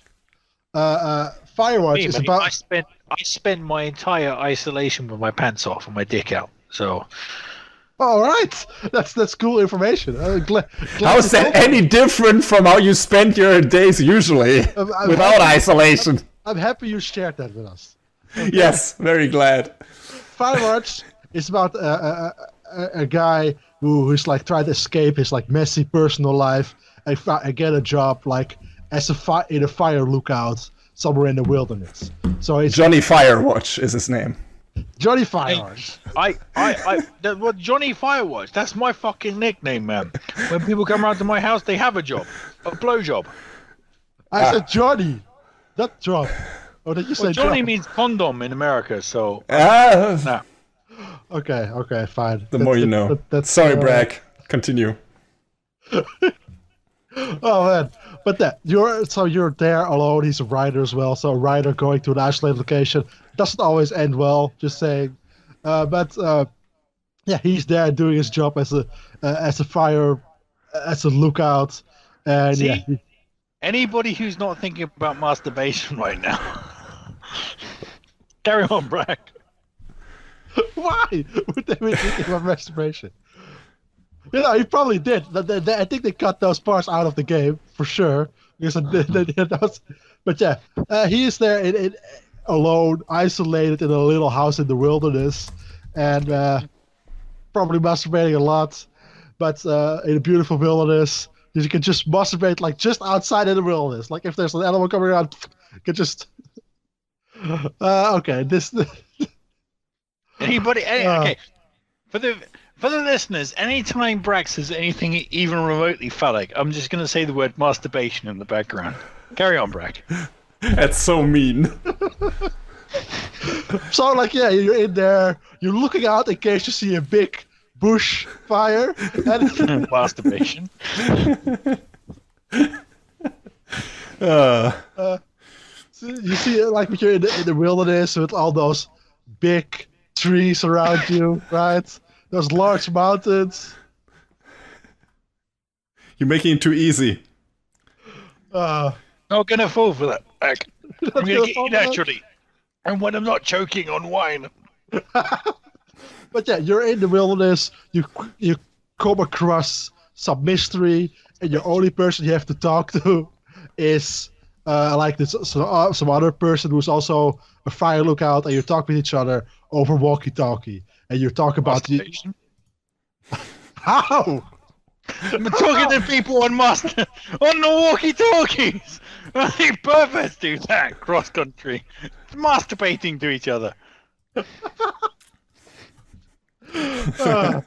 yeah, it's they're talking. But you're like while you're covering this mystery, you're like creating this friendship over the walkie-talkie with this other person who's also a fire lookout, and you enjoying like the isolated lifestyle or like not enjoying it, and you're walking around the beautiful nature. There's even a version of the game they have like a relaxed version. Like they made a relaxed version of the game so you can just like enjoy the world and walk around the nature. But there's a great mystery in the middle of it with a surprising ending that some people didn't like. It's well written. It's written by the guys who also did like the first season of The Walking Dead. And masturbation. Yeah, Walking Dead, sure. And it's one of the best like walking simulator games out there. So if you're tired of like watching or playing horror games, you can enjoy this relaxing, isolated walking simulator. I heard the dialogue writing in this game is spectacular. So that's why it's still on my backlog. Like I really want to play that game, but I haven't just gotten to it yet. But I heard just the character writing and the dialogue writing is really good. Yeah, is that true? It is true. Like it's very natural. The dialogue is very natural. Yeah, that's what I mean. And it feels very real, and it's like very interesting, like the way. Masturbation is also very interesting for sure. But it's very interesting the way it portrays like the way people can build a friendship without actually having met each other or actually even knowing what each other look like. Masturbation. What does it have to do with masturbation? Yeah, you meet friends who you've never met in real life and don't know what they look like. Masturbation. If watching porn is taught us anything, is that. Okay, sure. Yeah. And at one point, you find this big glory hole in the middle of the woods. So yeah, that's so sure. That's how it goes. There's probably like an R-rated mod for Choo-Choo if you get download on your computer, but Choo-Choo doesn't know how to download video games on this computer. So, but the person on the walkie-talkie is literally a porn star. Choo-Choo, have you played Masturbation Firewatch? I haven't played Masturbation Firewatch. Actually, so will you? What, masturbate? Yeah, sure. Now I know you will do that, but will you play Firewatch? Yes, I will at some point. I'm really hoping it comes on PlayStation Plus. But if it doesn't come on PlayStation Plus, I use the word "come" a lot. Then I will. I've got masturbation on the mind now. Actually, I got masturbation on the mind 98% of my life, to be fair, especially in self-isolation time. Help! But yes, I really wanted to play that game, but I really feel that that's like one of the games that I will buy, and the next week it will appear on PlayStation Plus. I've had that happen to me many times, and I'm fairly sure Firewatch is going to be one of those games. I'm actually surprised that it hasn't been on there yet. So, yeah. Okay. Me too, and that's why I'm waiting for it, because I think eventually, at some point, Firewatch will arrive on there. And if it doesn't, and if the PlayStation 5 comes out, and there's no hint of Firewatch, I'm gonna buy Firewatch and finally play. But I have faith that at some point, Firewatch is going to be one of those indie introductions that the PS Plus is going to make. I hope so. I hope like more people get to play it, right? And it's yeah. I also hope that more people enjoy some masturbation while they're stuck alone at home. Like enjoy your time well, spend it well. Exactly. That's I mean, people have less get Outlast. They move from Outlast. There's less physical activity. So I hope they find a new hobby. It's like. Absolutely, that's why that movie Home Alone with Macaulay Culkin is a fucking lie, because he spent his entire time watching porn and wanking off in his bed. Ah, wait, okay. That's probably not the remake or the director's cut. Yeah. The director's cut is he got lots of money to cut that out, fucking pervert. All right. Shall we conclude this fucking ramshackle nonsense of an episode? Yes, we Yes. should. Yeah. But hey, that's our opinion on things we've been doing in isolation, mostly masturbating. So, what have you been doing? I genuinely think that's literally true. The three of us probably have been masturbating quite a bit during self-isolation. But please tell us what you've been doing in self-isolation. Not the masturbating bit, unless you really, really want to join in with us on that. But oh man, I'm so drunk. But that brings us to the point of contention. What's this episode? What's the number of this episode? Human Metal. 73. 73. Okay. So this is 73, but the last episode we put out was 71. So you're wondering, what happened to 72? You don't care. But 72, we recorded earlier. But that 72 was actually an episode where the depths was an episode where we each introduced a movie that the other people on the podcast hadn't seen. And then we challenged each other to watch that movie. And then we watched that movie and we're coming back with our critique or whatever. But of course, it doesn't make any sense because we didn't introduce you, the audience, to the movie. And what's the point in introducing you to 3 movies that you've never fucking seen? So we're going to introduce our movies now and tell you very briefly why you should watch them. Human Metal, what was your movie? Vampire Hunter D Bloodlust. Why should you watch it? Well, I'm gonna tell them in the episode. Briefly, why should you watch It's one of my favorite anime of all time, and I think it holds up even though it's 20 years old now. I think it's fantastic looking movie with great characters and a bunch of great action. All right, good stuff. Brack, what was your recommendation? My recommendation is The Guest, starring Dan Stevens. It's a fantastic Downton Abbey. 80s, yeah, Downton Abbey, and he definitely got cut for this movie. He looks much better than he does in Downton Abbey. But it's a great, like, funny, like, self-aware throwback to, like, 80s horror movies with an amazing soundtrack and some awesome twists in there. Go watch it. Right. Yes, and I recommended. What the fuck did I? Masturbation? Masturbation. Yes, I recommended masturbation because it makes you feel good, and if you can get it done quickly, while watching some provocative videos, it leaves no lasting damage. However, if you really think about it too long, and then you get the whole chafing thing, and then you get the whole like red raw cock thing, you're doing it too long. But anyway. Enough. What were we talking about? Movies. Yes. Paranormal Activity. No, Paranormal Activity. If you wank off the Paranormal Activity for a short time, you'll have a good time. But if you really try to wank off, like, yourself enough that your cock becomes red raw and you get to the really scary stuff, frankly, you're going to die and you won't be able to finish. So I don't recommend it, like, wanking too long during Paranormal Activity. However, it's a really scary film. Really genuinely scary, and I recommend you go watch it. And with that, we got to the end of the Brack just looks. If you've ever watched the movie The Producers, which is a classic, Brack just looks like the audience of The Producers right now on the screen I'm looking at. So we've come to the end of this edition of the Radiophonic Sea Creatures. I'm drunk, COVID-19 time. Please forgive me. I promise that when we get back to normal things, I won't be this drunk, but what the fuck. Yeah, please take care of yourself. Happy New Year. Happy birthday. You know, take care of your mother. Oh, yeah. I've probably fucked your girlfriend. See you next time, bitches.